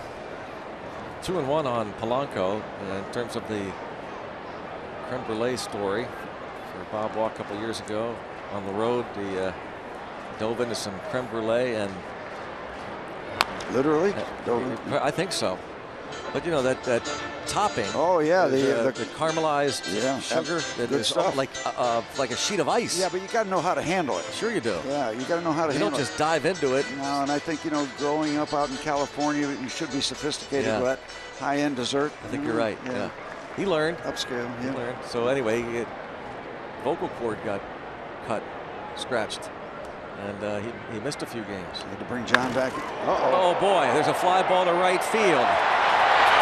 And off the wall, and Polanco will get to second and then get those big legs moving toward third. And he is there with a triple. Gregory Polanco. Triple off the Clemente wall. And we're hoping for a home run, but it's just as much fun to see him run high off the boards, and you knew it was going to be 3 bases. I mean that's like Secretariat coming around the final turn. Thought it had enough, didn't miss by much, but now he sees the opportunity. He's flying. Look at chewing up that real estate. No real contest at third base. Boy, is that fun to watch. Well, he might have thought it was out. He did think it was out early on, but he still had enough to reset the dial. He's putting on a little show tonight, isn't he? That opposite field home run. This triple off the wall and right against the veteran lefty. Time for a little cup of water before he heads back out there. New pitcher coming on. We'll be back.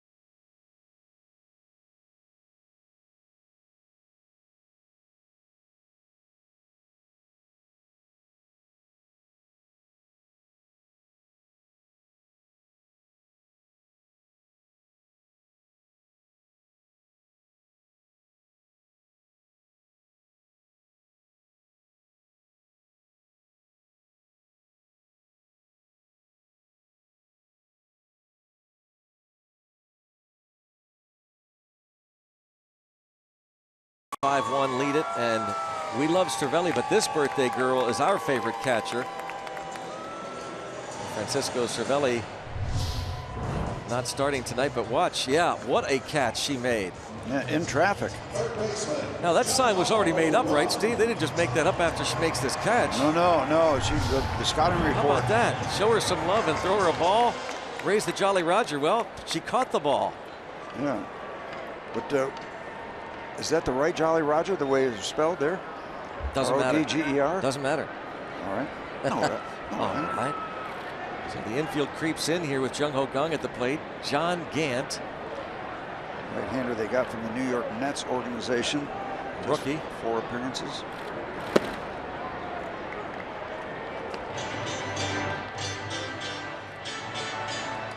Savannah, Georgia. Native.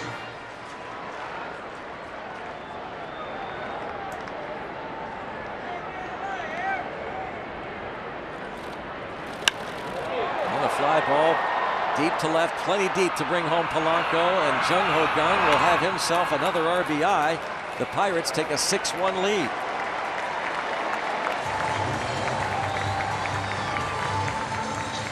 Kang now with 11 runs batted in only 33 at-bats. You know, it's supposed to be tough to miss some time and then come back and step right in and be effective and productive. Not so for Jung Ho Kang. Gets underneath, a lot of lift. Another point up on the board. Polanco and Kang combined for that run. Starling Marte had a 2-run single in the first after his 3 days off for paternity leave. Kang hit by a pitch and scored in that first inning on the base hit by Marte.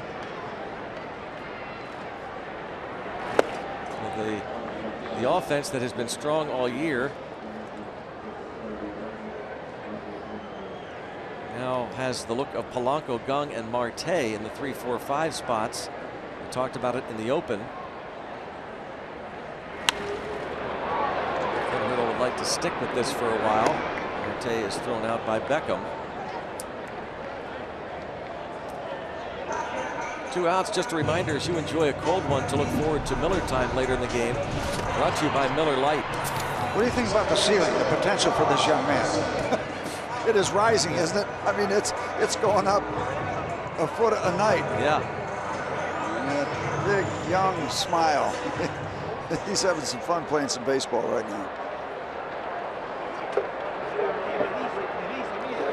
Talked to Cervelli yesterday about, or 2 days ago after Cervelli signed that contract extension for a guy that's been around the big leagues and what it meant to him. And he said he can fully understand Gregory Polanco's attitude after he signed his extension opening day. And you could almost see it with our eyes, just how relaxed he was at the plate, right? After signing that extension. Yep. It just turned you loose. It just turned him loose. Open the gates at Pimlico. Yeah. Right? Yeah. Post time. Yeah.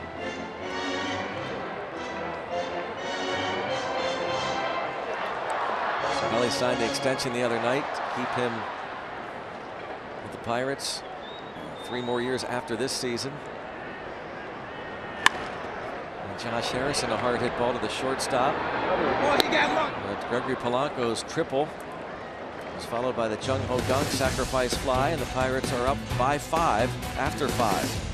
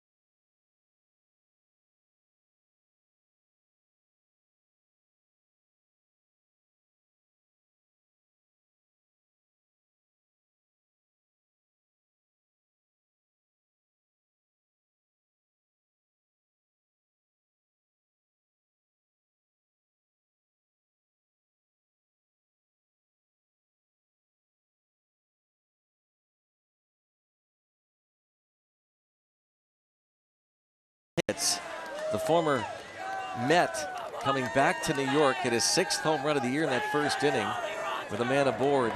Murphy's hitting .403. It was interesting, his first game back, he got the standing ovation, his first at bat, able to doff his helmet, and after that, for the second at bat on, they booed him unmercifully. And how about Steven Strasburg really coming into his own now? What is he, going to be heading for 7-1 or 6-1, something like that, pitching very well. Drilled to left. Jeff Francoeur has homered again. Wow. That was a rocket. That was a rocket. Francoeur hit his first home run of the season on Monday, way back there.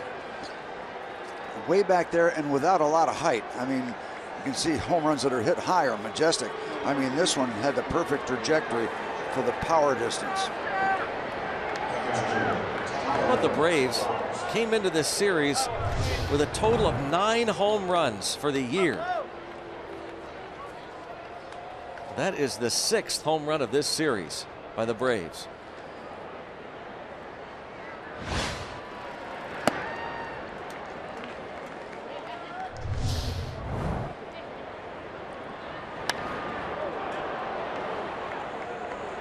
And Starling Marte didn't need to move, or did he?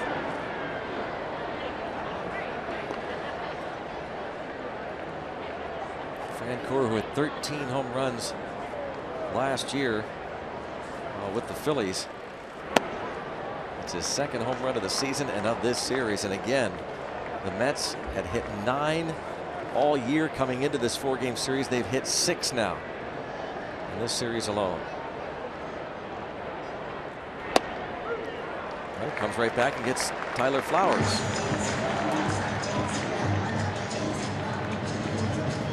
Coming into this game, the Braves had hit .228, slugged .294, scored 3 runs per game. Again, coming into this game, so the previous 3 against the Pirates, they're hitting .315, on base at .368, 5 runs a game, 5.7 runs a game. So we got them healthy offensively, but they are struggling to such a degree that their pitching has allowed the Pirates to have the opportunity to take 3 out of 4.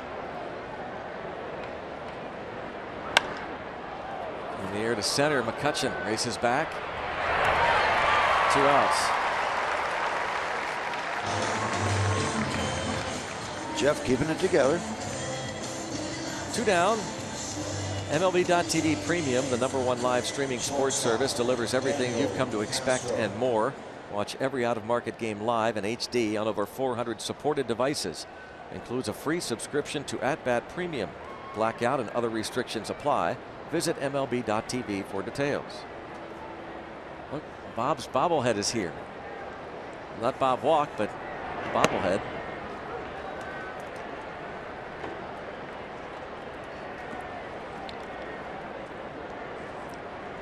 There it is. Be careful. It's worse than creme brulee.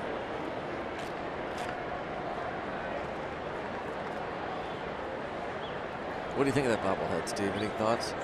I think it's a wonderful gesture and a tribute. Yes. You had a bobblehead, you and Sangi, right? Yeah, I've never had my own. No. I've never had Bob's had his own. I know. Yeah. I just saw it. We all just saw it. Yeah. Oh, my goodness. Yep. He got his own bobblehead. Yep. A lot of us don't. And a catch made. Look at.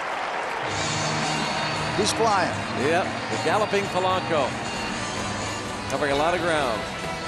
You may not have a bobblehead. You got that World Series ring, though, brother.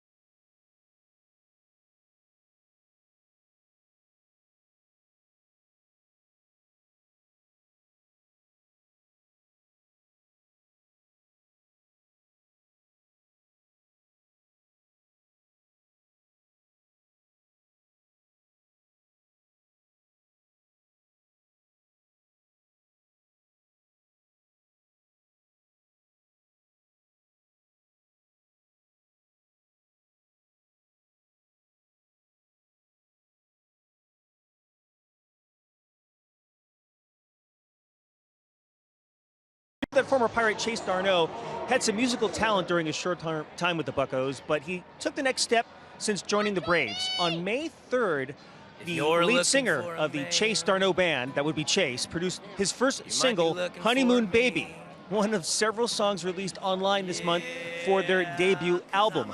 Now, the idea for the group was sparked last summer in a coffee shop, because that never happens. That Chase visits back home in California. You could say it's in his genes because his mother was an opera singer. Speaking of music, Friday Night Rocks coming your way in 24 hours. Lots of good local music, and you know, go to a coffee shop and a musical group comes together.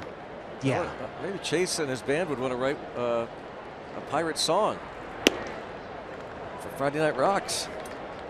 Yeah. Check in with that after we send him away. Yeah. From Pittsburgh. Yeah. Well, we just promoted his group. Well, that's true. Yeah. At least we could do. At least he could do now. Yep. Write a song for us.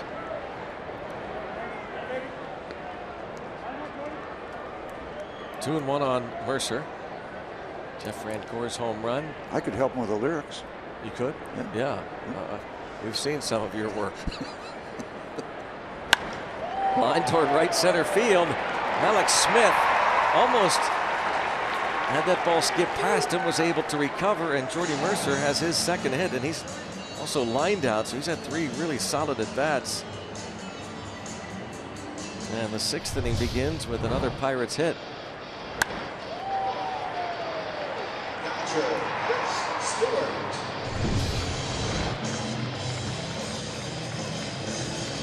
The rookie Alex Smith out there.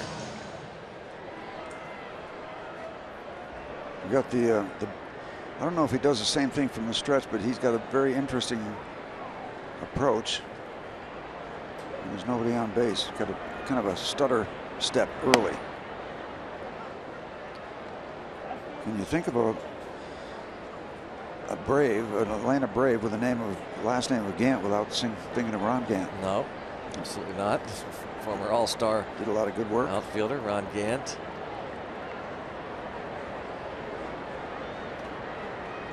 Played parts of 7 years with the Braves. Busted into the big leagues in 1987.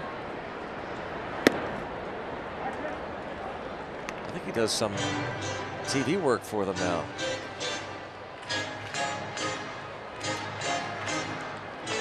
And Terry Pendleton is standing next to manager Brian Snitker. Pendleton moving in from the first base coach's box to be the bench coach after the change was made. He's a lifer with the Braves. MVP in a year that we thought Barry Bonds was going to be the MVP. Was it 91? I believe it is. It was.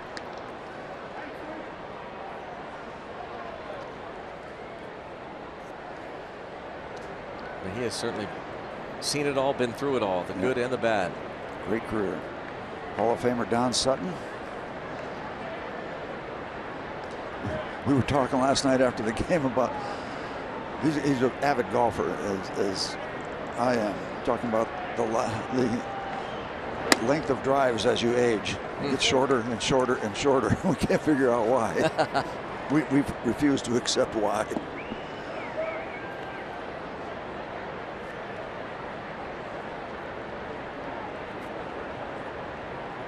They've got a really nice crew to watch and to listen to Braves baseball. The whole crew they've got in Atlanta. Don Sutton, Jim Powell on the radio side, and Chris Stewart is hit by the pitch, putting 2 on for Jeff Locke to try and sacrifice both.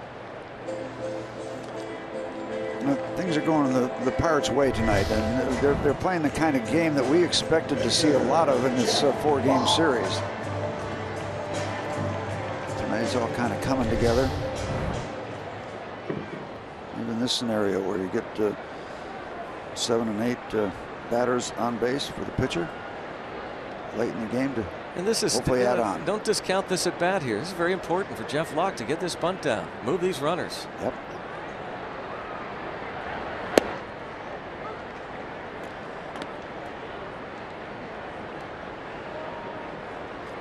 Yeah, 4-run leads don't secure a victory automatically. And Steve, it's important for any pitcher to do the ancillary things around the game, but especially for a guy like a Jeff Locke, who he's not the ace of the staff. He's as they say, like a 5th starter. And you want to win a ball game, help your team, help yourself, get this bunt down and move the runners. Part of your responsibilities. Yep. He's got 3, so he's been there before, knows what he's doing.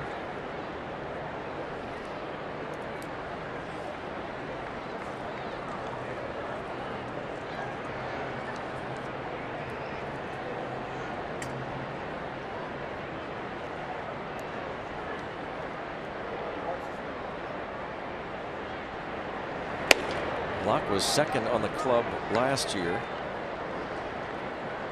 in terms of sacrifice bunts. He'll look down at Rick Sofield. He probably doesn't need to, but that's the way you're supposed to work it. I don't think they're going to try anything tricky here. You don't want to bunt toward first, right? Correct. Because Freeman's able to charge, no responsibilities there. Yep. And you can bunt it as pretty much as hard as you want to the third baseman, because once he has to come in and commit a little bit in toward home plate, there's nothing going to happen in back of him at third base. Especially with the shortstop they have, the Braves is almost directly in back of second, so that would be a long trip for him to come over and catch anything. Yes, he did. Snap throw to second. Jeff Locke not able to get that job done. He's a strikeout victim. First baseman, John Jaso. Now John Jaso, he's got a couple of hits and 3 at bats in this game. 6 hits in the series. 2 runs scored tonight. Single, triple. And hit a ball off of the pitcher O'Flaherty in the 4th inning that deflected right to the first baseman Freeman. Otherwise he'd be 3 for 3. And look out, a hard shot into the seats. Rick Sofield ducks out of the way. Everybody's okay.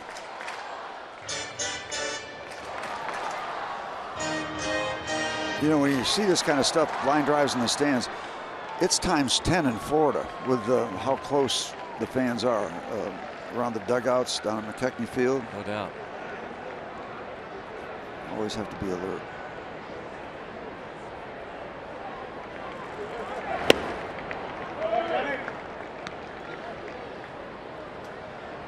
On a strike on Jaso. Nice turnout on a beautiful night for baseball. Fans in the stands.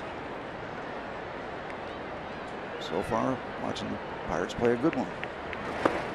And again, the Rockies in for a free shirt Friday tomorrow. Saturday is an afternoon game, 4:05. Keep that in mind. These Jolly Roger bobbleheads will be given away. First 20,000 fans. Sunday, the Kids' Day. Portable speakers given away to the youngsters. Off day Monday. Then the Diamondbacks make their first and only trip in Tuesday night. That'll bring some memories of when the Pirates were out there. The way the ball was flying.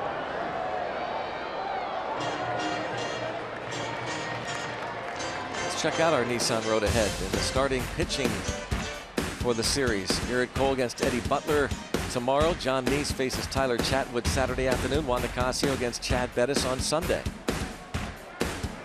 Colorado Rockies, they are trailing 10-6 in St. Louis tonight in the bottom of the 4th inning.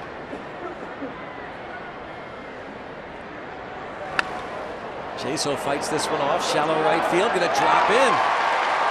And heading toward the plate. Safe there. Jordy Mercer saw it right off the bat, able to score rather routinely.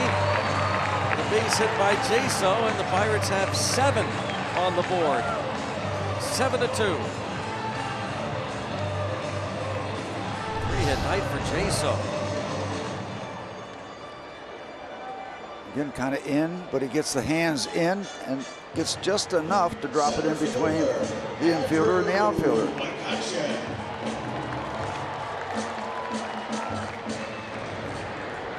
Similar to the Marte hit. It brought in too. That great shot there. Mercer read that beautifully off the bat. He took off. Scores easily. Not a bad risk to take. You already got a decent lead. Take your shot and make it easy on yourself. Now McCutchen Here's Jordy Mercer again. Reads that ball, knows it's going to drop in. I've heard John Wehner talk about that a lot. John Wehner was an excellent base runner throughout his career, and he talked about how that play is made before the ball is even hit. The runner has to know exactly where those fielders are. A lot of base runners take that for granted, but Mercer did not. He knew exactly where Markakis was stationed, so he knew when the ball was hit that was going to drop in front of him. Rock. Those instinctive things that you do. That feel for the game, feel for a play. You know, John often talks, Steve, about how during batting practice you see players, oftentimes it can be so mundane and you go through the motions, but he really took those times where the guys run around the bases after their first round. He took it to mean that's the time where I have to practice my base running and watch the ball off the bat and get that feel. Yeah. Yep. A lot of them take it for granted. You're exactly most of right. them do. Yep.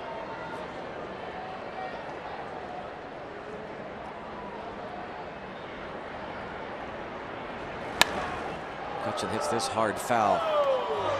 You come out to the ballpark and you see, and of course when you're here in Pittsburgh you see the visiting teams, and when you're on the road you can see the Pirates because once the gates open the home team is done. But watch batting practice and watch these players. Watch some of the ones that actually take it really seriously. Not just the BP, but the base running. Yep.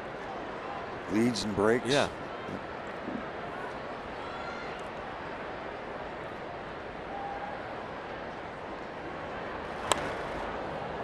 Dribbler with a lot of English on it. Still 2-2 on Andrew McCutchen. His RBI single in the second scored John Jaso, who had tripled with 2 outs.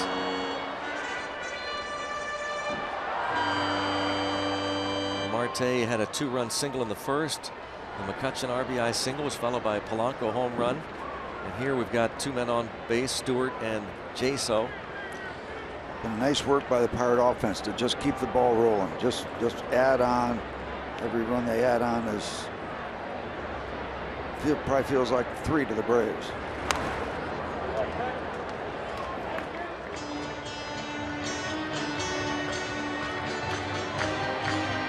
Well, that's interesting. That look, McCutchen. That might mean he reads this. He knows how close he was. Yeah. Get another pitch like that and see what he can do with it. You're playing with fire, young man. Yeah.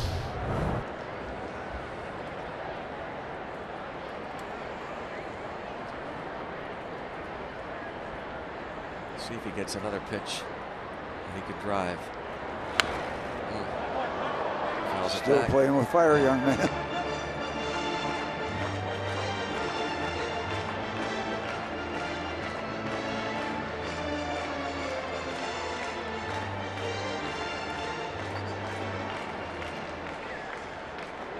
Eighth pitch of this at bat coming up.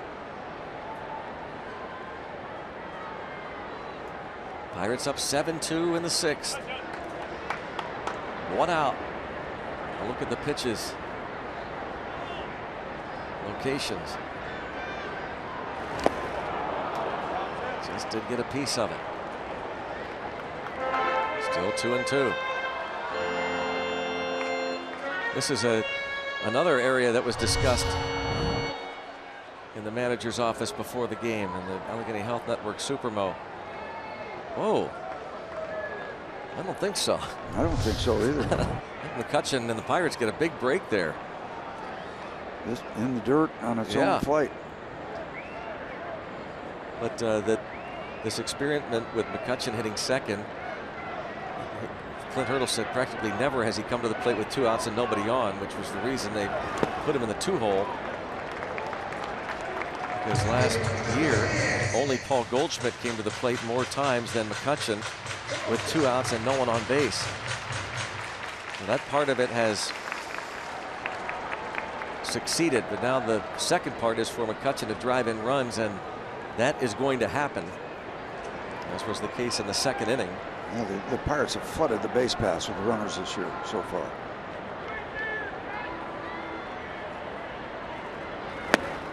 Well, he draws the walk and got a break. That swing and miss of the pitch in the dirt. So they're loaded for the man of the hour, Gregory Polanco. What a night so far for the Pirates right fielder. Second inning. Watch this. Opposite field. 2 rows back by the notch. And then this off the lefty O'Flaherty. Off the Clemente wall for a triple. And we will see what he can do against the new pitcher when we come back. Pirates leading at 7-2.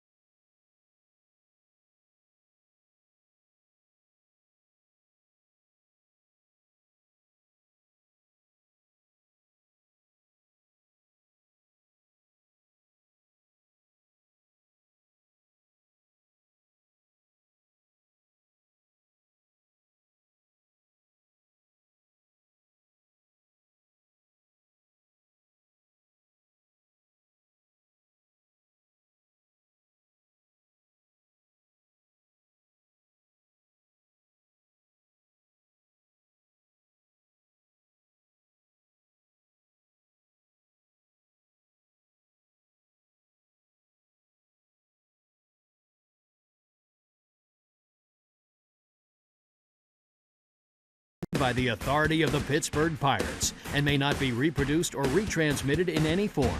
And the accounts and descriptions of this game may not be disseminated without the express written consent of the Pittsburgh Pirates.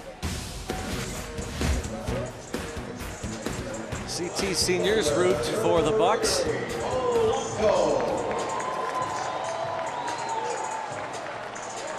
Young man rooting for Josh Harrison and the Buccos. Maybe some seniors from Connecticut. Now, Ian Kroll coming out to work against Polanco. Saw him a couple nights ago. the base is loaded and 1 out, and Polanco faced Kroll and bounced out, brought in a run. And a strike. Appearance number 6. 4 innings, 7 strikeouts. But the opponent's batting average, not what he'd like it to be. Lefty hitters 1 for 7 against him.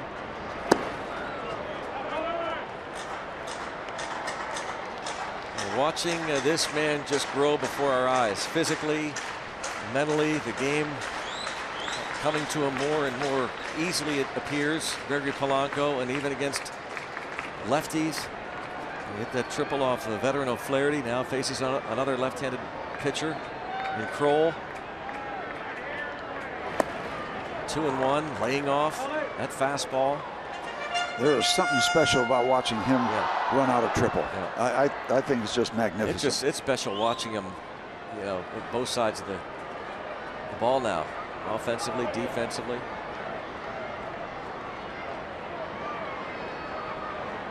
Talking about who's going to be the next Pirate to hit for the cycle. Steve mentioned this guy's a good candidate, and he sure is. Tops this one up, headed toward the seats.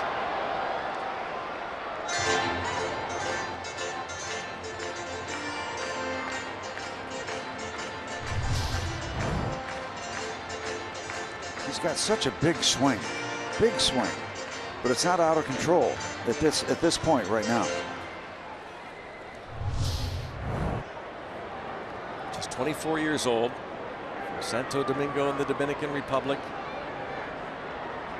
and in just his second full year in the majors. But he strikes out, and the Pirates are going to score a run. That's the way things have gone for the Braves this season. And that's the way things are going for the Pirates tonight. 8-2.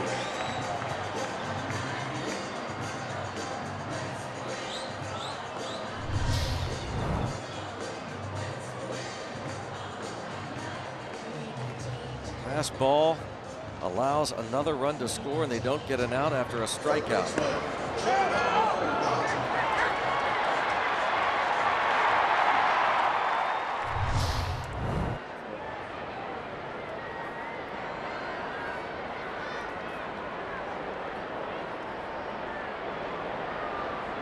No RBI. First base was occupied, so Polanco is out, but don't get the out at the plate when scoring, so it's 8-2. Second and third now for Gong. Can really clean this up as he faces the lefty Kroll.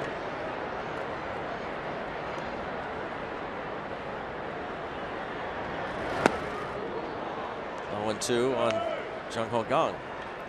Hit by a pitch, strikeout, sacrifice fly.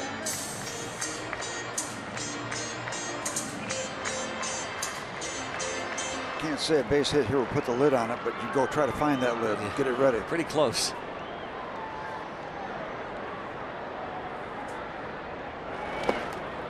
Oh, almost another. The other was a pass ball right off of Flowers' mitt to let a run score. There's A.J. Pierzynski, the veteran.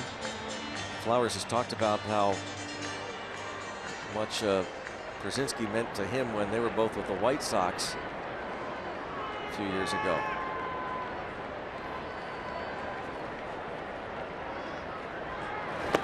Well, he gets Jung-Ho Kang. The Pirates score 2 more. RBI single by John Jaso on the pass ball, 8-2.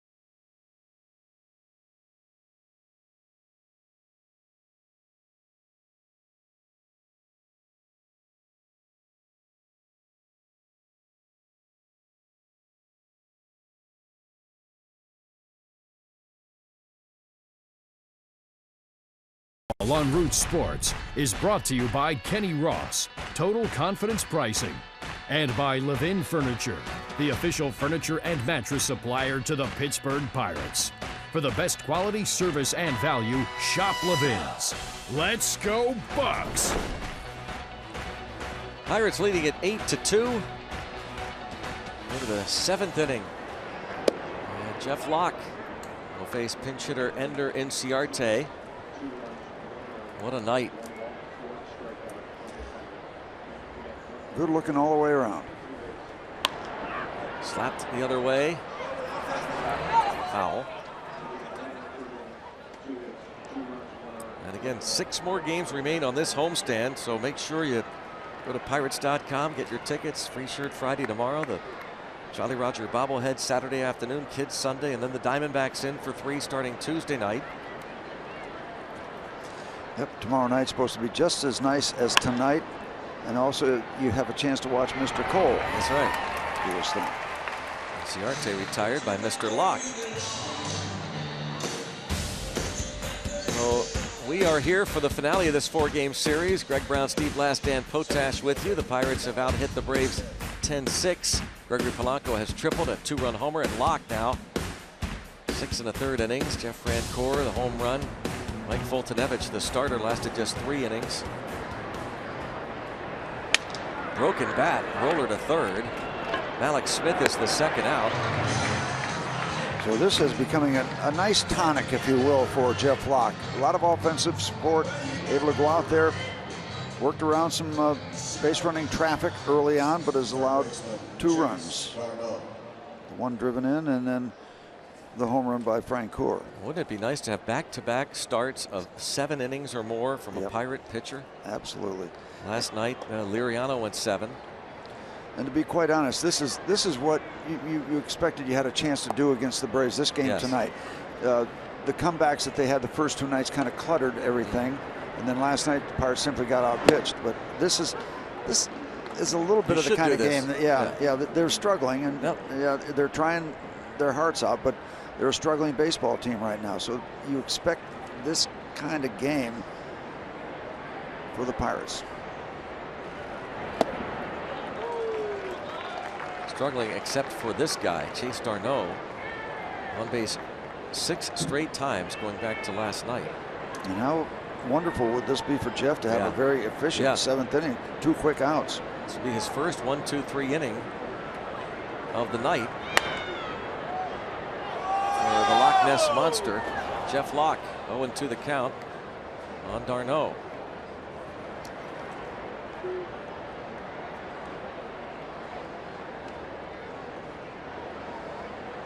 This will be the 7th time this season that a starter goes 7 innings or more.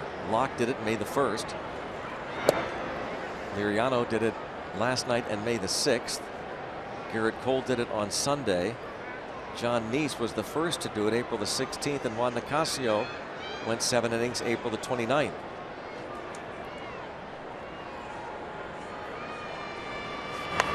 And that's not a lot by any stretch, but maybe they can get on a roll.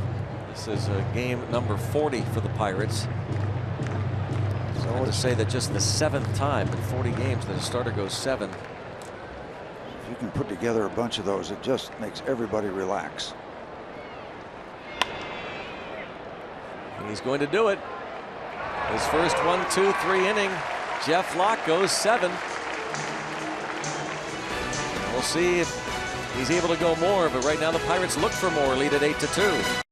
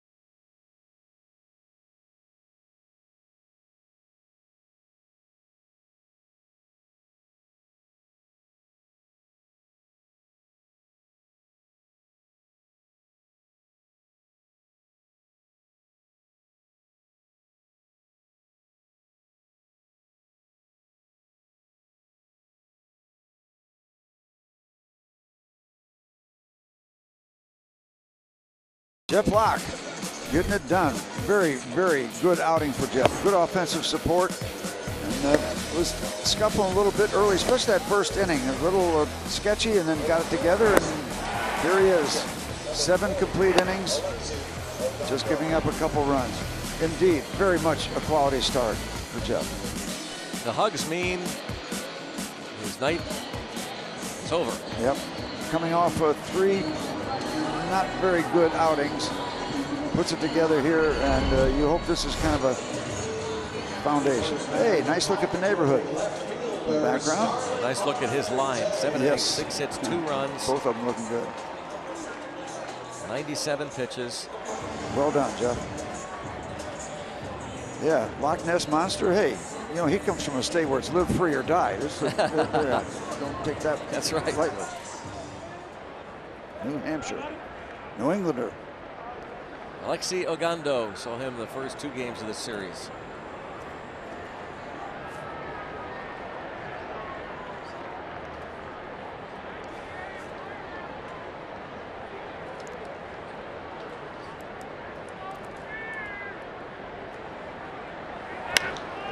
And Starling Marte, he wanted that one. Just missed it. Yep. Wanted that one for his daughter Tiana. But he had the 2-run single in the first. See the Pirates raise it and take home raise the Jolly Roger bobblehead. Saturday 4:05 start. First 20,000 fans will take home one of these Raise the Jolly Roger bobbleheads. Presented by Allegheny Health Network. For tickets, go to pirates.com.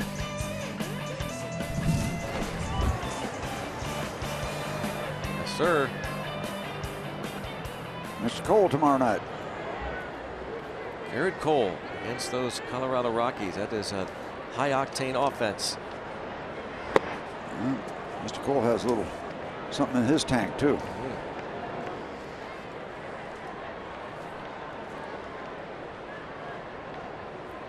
Rockies are now trailing 10-6 in the 6th inning at St. Louis. Isn't that a typical Rockies Yep. game? Normally Coors Field. Hear those scores. Michael Wacha for the Cardinals went 4 innings, gave up 6 runs on 8 hits.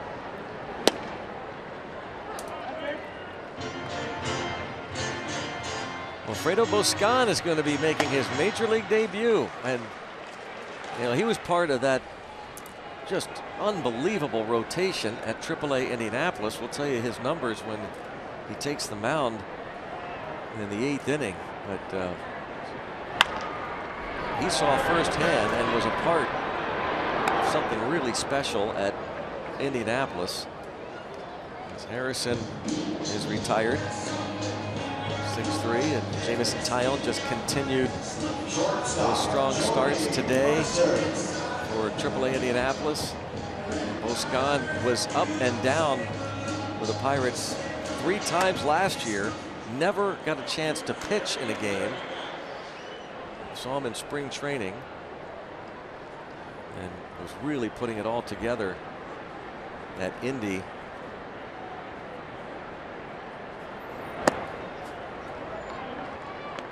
So Dean Traynor, who just does a tremendous job, manager at AAA Indianapolis, was again able to tell a player he's going to the big leagues. Certainly the fun part of his job. Well, it certainly is when you can call him in the office. Mercer fouls this one out of play. Tyone, by the way, today 6 innings, 5 hits, no runs, no walks, 8 strikeouts. They just keep on pitching, and it's just a matter of when, not if, we see Tyone, maybe even Chad Kuhl, who's been tremendous there. Tyler Glass now has pitched well most of the season. Not so great his last start. You love it, the power of Tyone and the control. Love the control numbers. Up the middle, and you love to see Jordy Mercer have himself a 3-hit night. Indeed. Jump him well up over the 290 mark, close to 300. 3 knocks tonight. And as you said, even a good first at bat with a line drive, so he's been on it.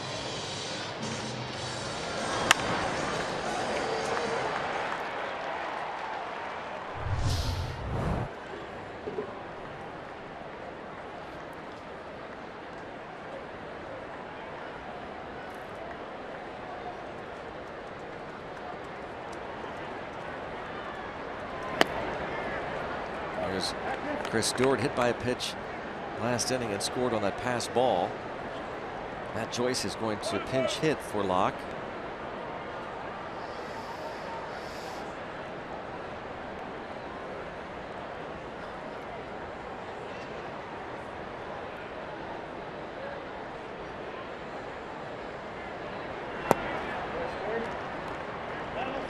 And 2-0 count on Chris Stewart. Alexi Ogando pitched on Monday night and Tuesday night as well.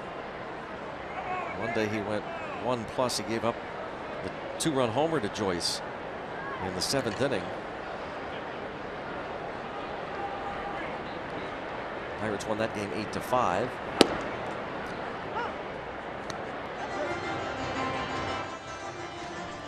Ogando faced just one batter, Jordy Mercer, in the 6th inning on Tuesday and struck him out. Now it's Chris Stewart.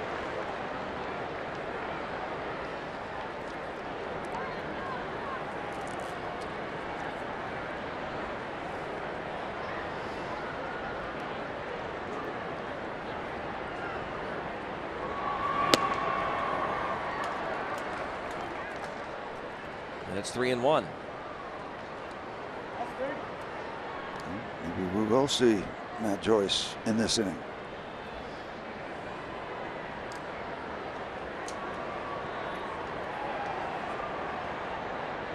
And he's been fun to watch.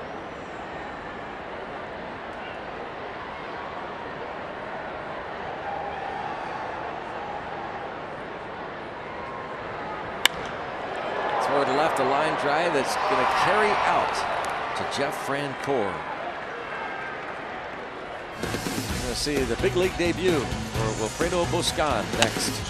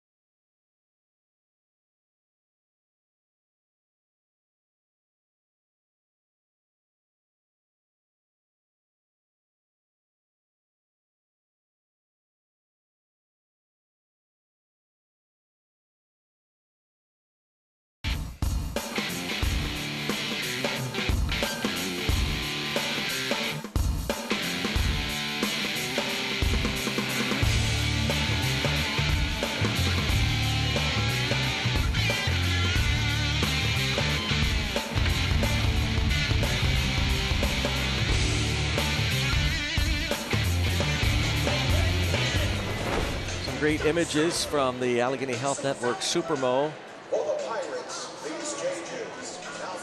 Rooting for the Bucks.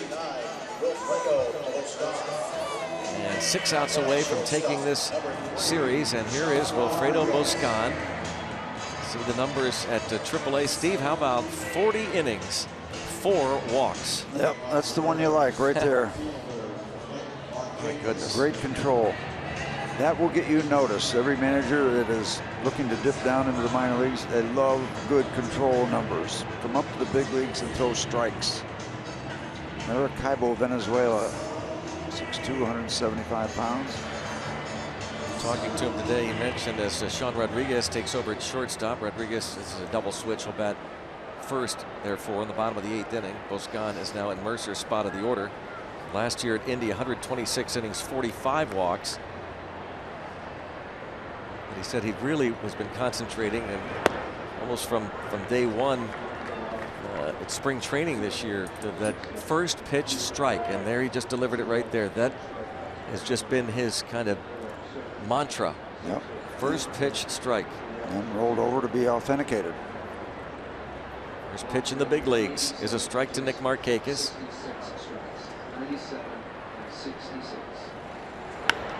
Boscan was originally signed by the Texas Rangers back in 2006 out of Venezuela. Non-drafted player. Padres acquired him in a deal for a minor league pitcher. That was before the 2013 season. Signed with Boston in February of 2014 and spent that year pitching mainly at AA Portland in the Red Sox organization. And then the Pirates signed him as a minor league free agent before last year, and he went 10-3 at Indianapolis in their rotation, made 23 starts for the Indians with a 3.07 ERA last year. Also has some impressive neck wear. Yeah.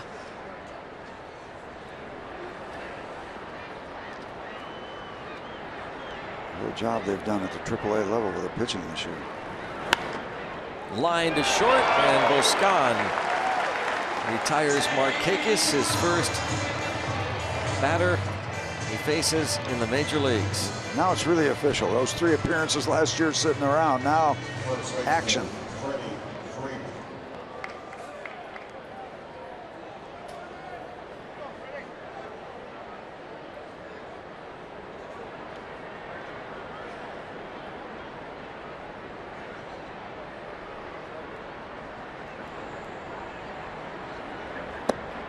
Boscan was up 3 different times last year and didn't last very long in the clubhouse.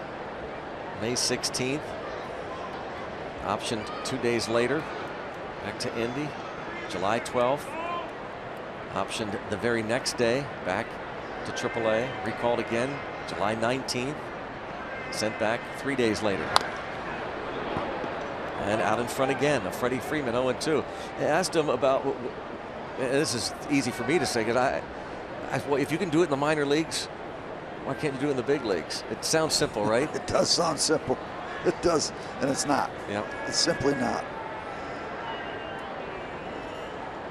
The competition is better. The game is faster. You got the bright lights. You got the big grandstands. More attention. The scrutiny, media, the whole package. It's unbelievably different. Tried to catch the inside corner. Stewart tried to buy it. 1-2 the count. And a ground ball to the right side. Boscan over to cover. 2 outs. Yep. Does that nicely. A quick break from the pitcher's mound over to do his job at first base. And these are 2 established major leaguers he retires in his debut, by the way. Nick Markakis and Freddie Freeman, 2 left-handed hitters. Downstairs, downstairs. When in doubt, throw the ball downstairs, but throw it for strikes. Yep, that's how you train. PFP, pitcher's fielding practice. At least an hour every day in spring training. 26 years old from Maracaibo, Venezuela. Now faces Jeff Francoeur, who's a triple away from the cycle. We talked about that a couple of times tonight. Cycles. Nice sort of change of speeds on that off-speed delivery. Missed, but good separation.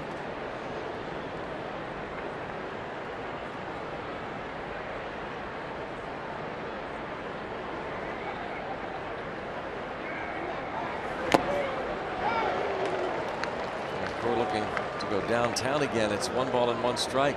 Francoeur got a little bit of that Clint Eastwood scowl. He's up there, and he gets his money's worth on that one.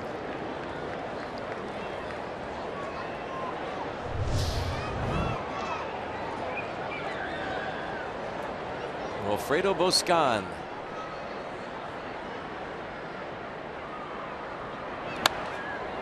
Nicely done, in on the hands.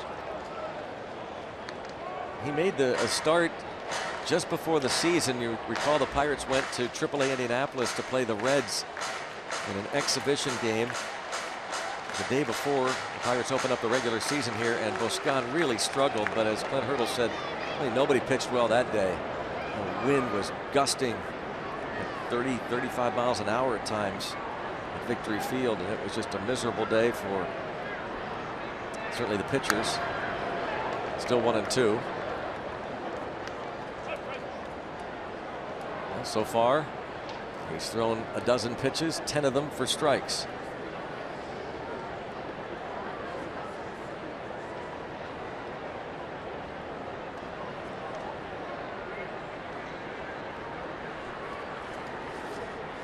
Facing the veteran Jeff Francoeur. There's that Clint Eastwood scowl you're talking about.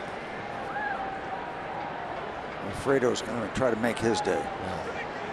Do you feel his lucky? Own day. Still 1-2.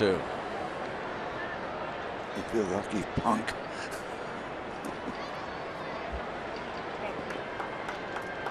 Broken bat. Jason Grilli will be pitching for the Braves in the bottom of this 8th inning.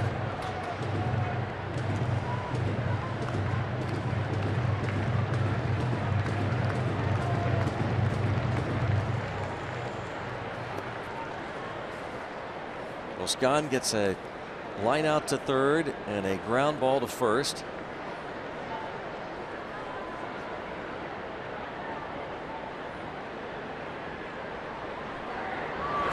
And gets big breaking Francoeur. First major league strikeout. And his first major league inning is in the books. 13 pitches, 11 of them for strikes. 8-2 Pirates.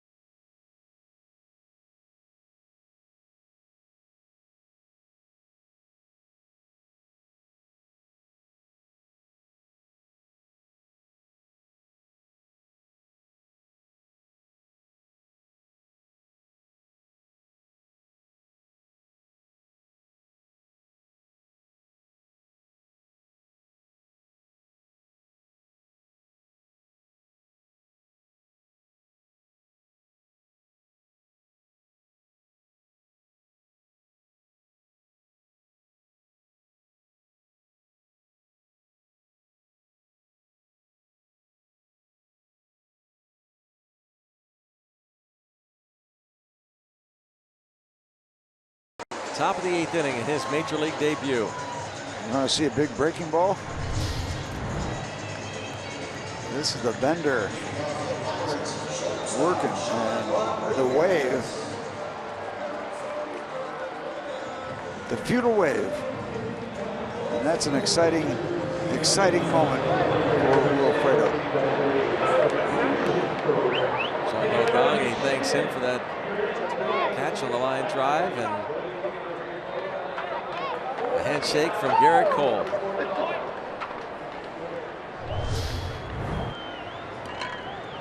Now Jason Grilli faces Sean Rodriguez.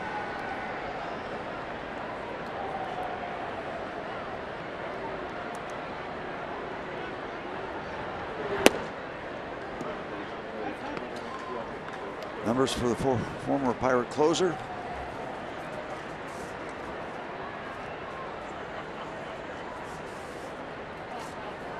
Still got the strikeouts going. 12 innings, 15 strikeouts, but 9 free passes. Gave up the game-ending home run to Kendrys Morales, the 13th inning on Sunday in Kansas City. 0-2 on Sean Rodriguez. Really has gotten a total of 4 outs over his last 4 ball games. Gave up a couple of triples, a homer, 4 earned runs.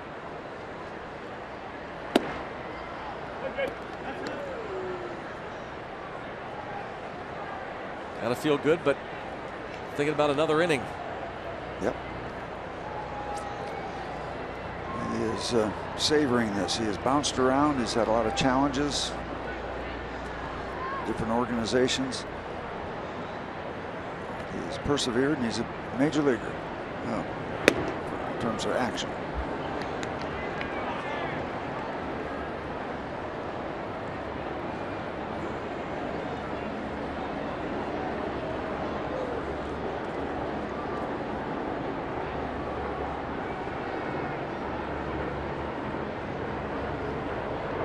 Had to help Steve, even though he didn't pitch in a game last year. Just the fact that he was in a big league clubhouse for those 3 different stints. And a swing and a miss, and another Pirate is going to reach because of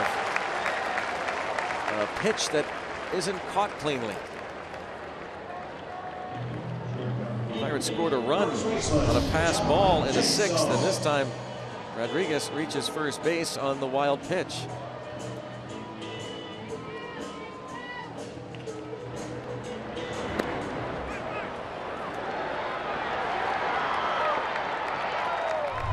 Gong was hit by a pitch in the 1st inning. He would later score on the Starling Marte 2-run single.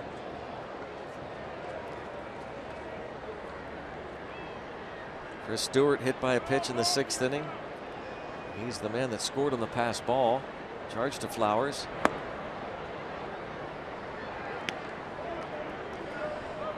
Yeah, you spend a little time in a major league clubhouse, and then when you come up and you're going to be used, then you don't have to go through that whole thing again. Look around. Learn the names of some perimeter people that work down there in that area. Not all brand new.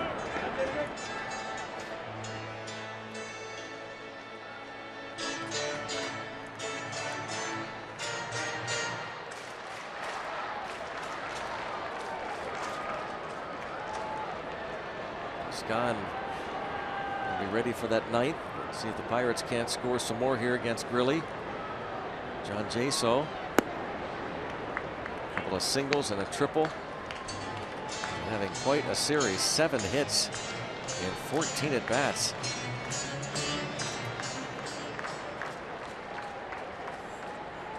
Up over the 300 mark. In terms of his on-base percentage, that among the league leaders.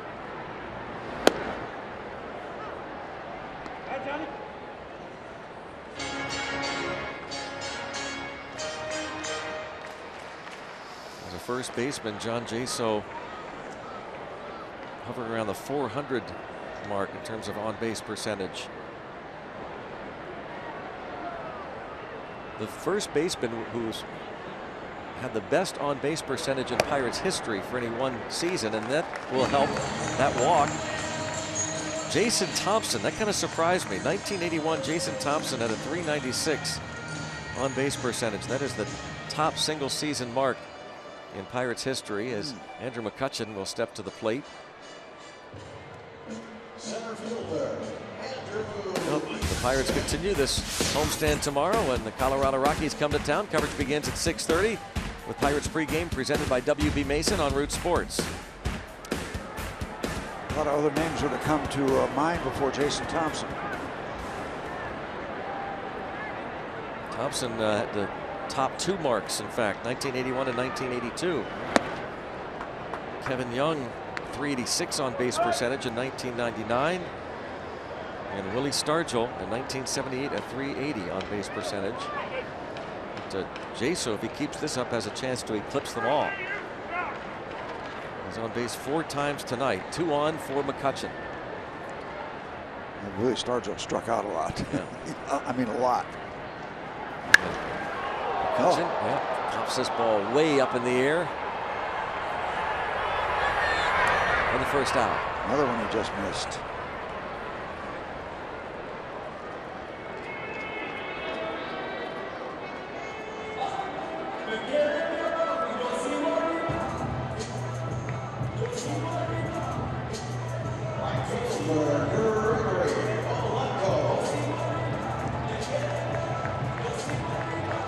Polanco,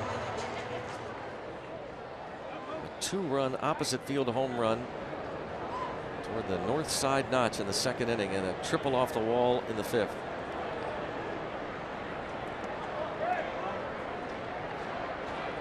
How about his slugging percentage? .550 slugging, which would rank him in the top 5 in the National League among all outfielders. Pops this ball up. Field fly. Ball caught in foul territory by d'Arnaud for the 2nd out.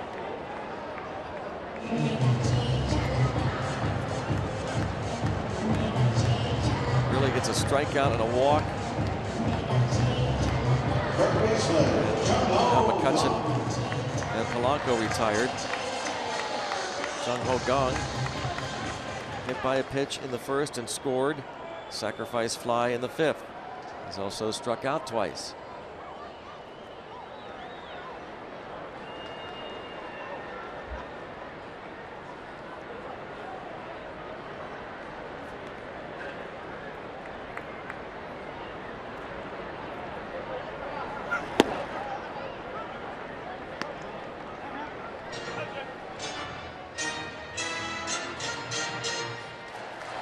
Yeah, we talked about it in the Open tonight about Kang joining the Pirates. Yeah, the production, but it just seems that he's quietly such a popular player without making a lot of noise, not a lot of fanfare. Yeah. But they just seem to be really happy to have him around.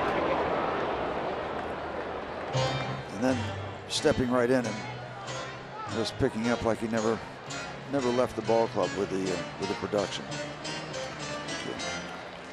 They feel good about this man being involved.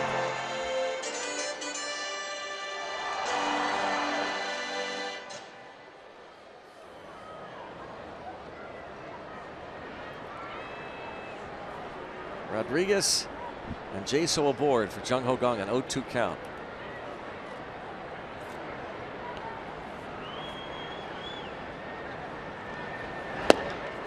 And he goes down swinging against Grilly. Alfredo Boscan will try and finish this up. 8-2 Pirates.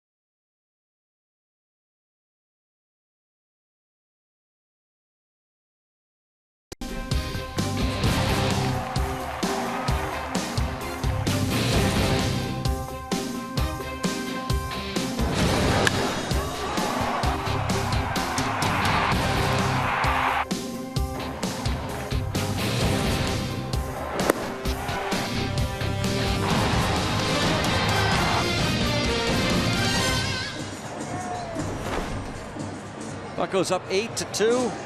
3 more outs to get. And take 3 of 4 against the Atlanta Braves before the Rockies come in. The Cardinals are leading the Rockies in St. Louis 10-7. They're in the bottom of the 7th inning. Don't forget the Cubs lost to the Brewers in Milwaukee today, so the Pirates could get to within 6.5 of the first place Cubs in the Central. There's Tyler Flowers facing Wilfredo Boscan.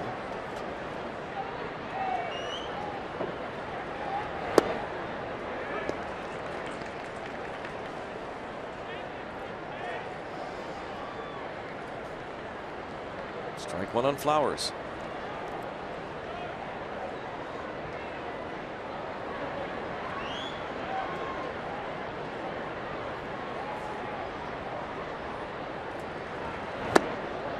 Oh, 2. Nothing not to like so far.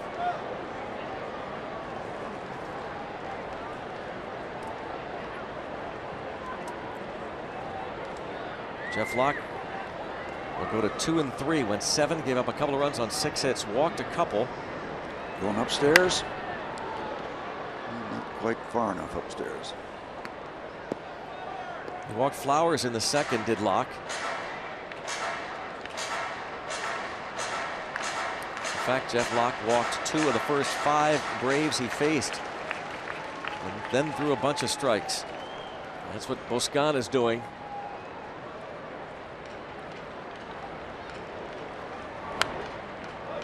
Still 0-2 on Flowers.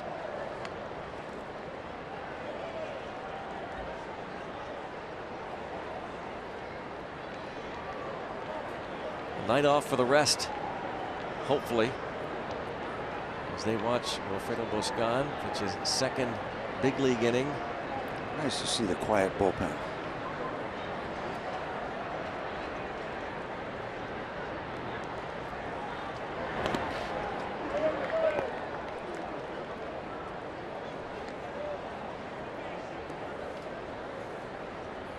Again, Boscan up today from AAA Indianapolis to make room for him on the 40-man roster. The Pirates placed catcher Elias Diaz on the 60-day disabled list. He had been on the 15-day DL. And surgery on his elbow, and he strikes out Flowers. 4 up, 4 down for Boscan.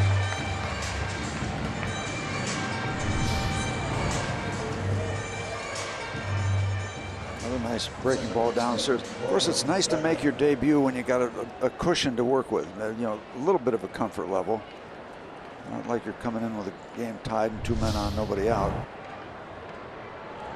But still, this is how we'll see him being used initially, anyway. According to Clint Hurdle, he's a long man, so at least early on, wouldn't expect to see him in many of those high pressure situations. Gordon Beckham 0 for 3.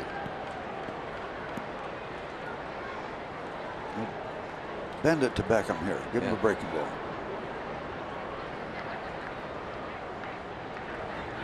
No. Opposite field, and he gives up his first big league hit. Told him to throw a breaking ball. No, he didn't listen.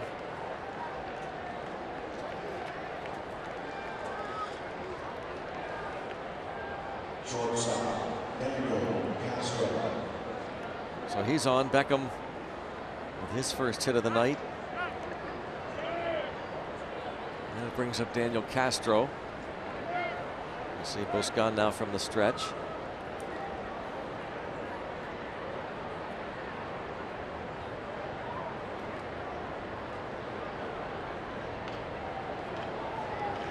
Probably out there thinking now I proved I can do it. Let me finish this thing off.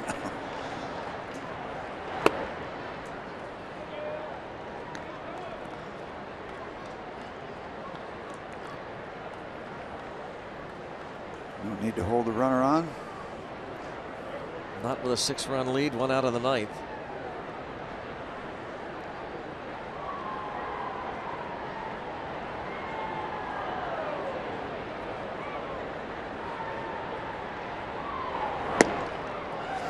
I don't know how it is with the relievers, but I remember as a young pitcher in the big leagues, one of the big things, learn how to pitch a 9th inning, not try to get all 3 outs on 1 pitch. You're so close to the finish line. You're so anxious. The adrenaline has gotten you there.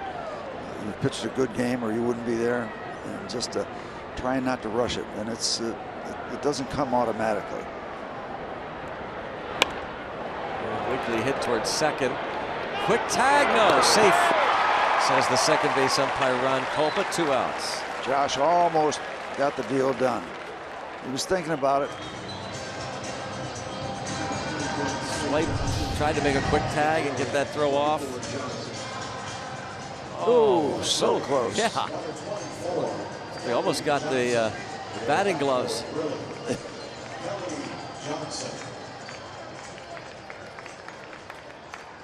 Tried to sell it.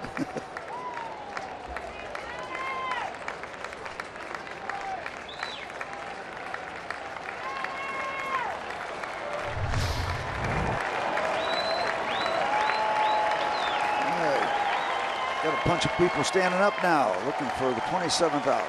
23,074 on hand. And there's a swing and a miss. Kelly Johnson, the pinch hitter.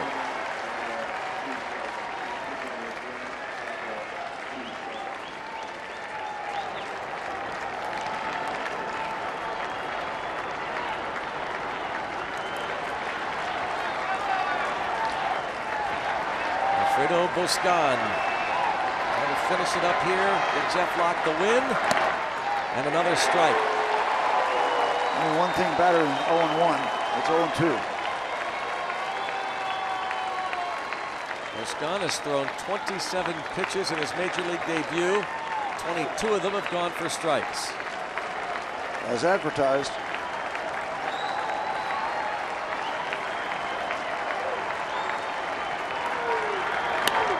And a fly ball to center. Raise it here in Pittsburgh. Wilfredo Boscan's 28th major league pitch was the final out. Jeff Locke got the win. The offense erupted for 8 runs. Pretty much a complete ball game for the Pittsburgh Pirates.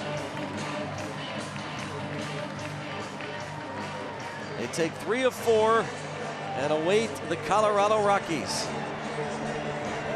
Excellent work by the Pirates tonight.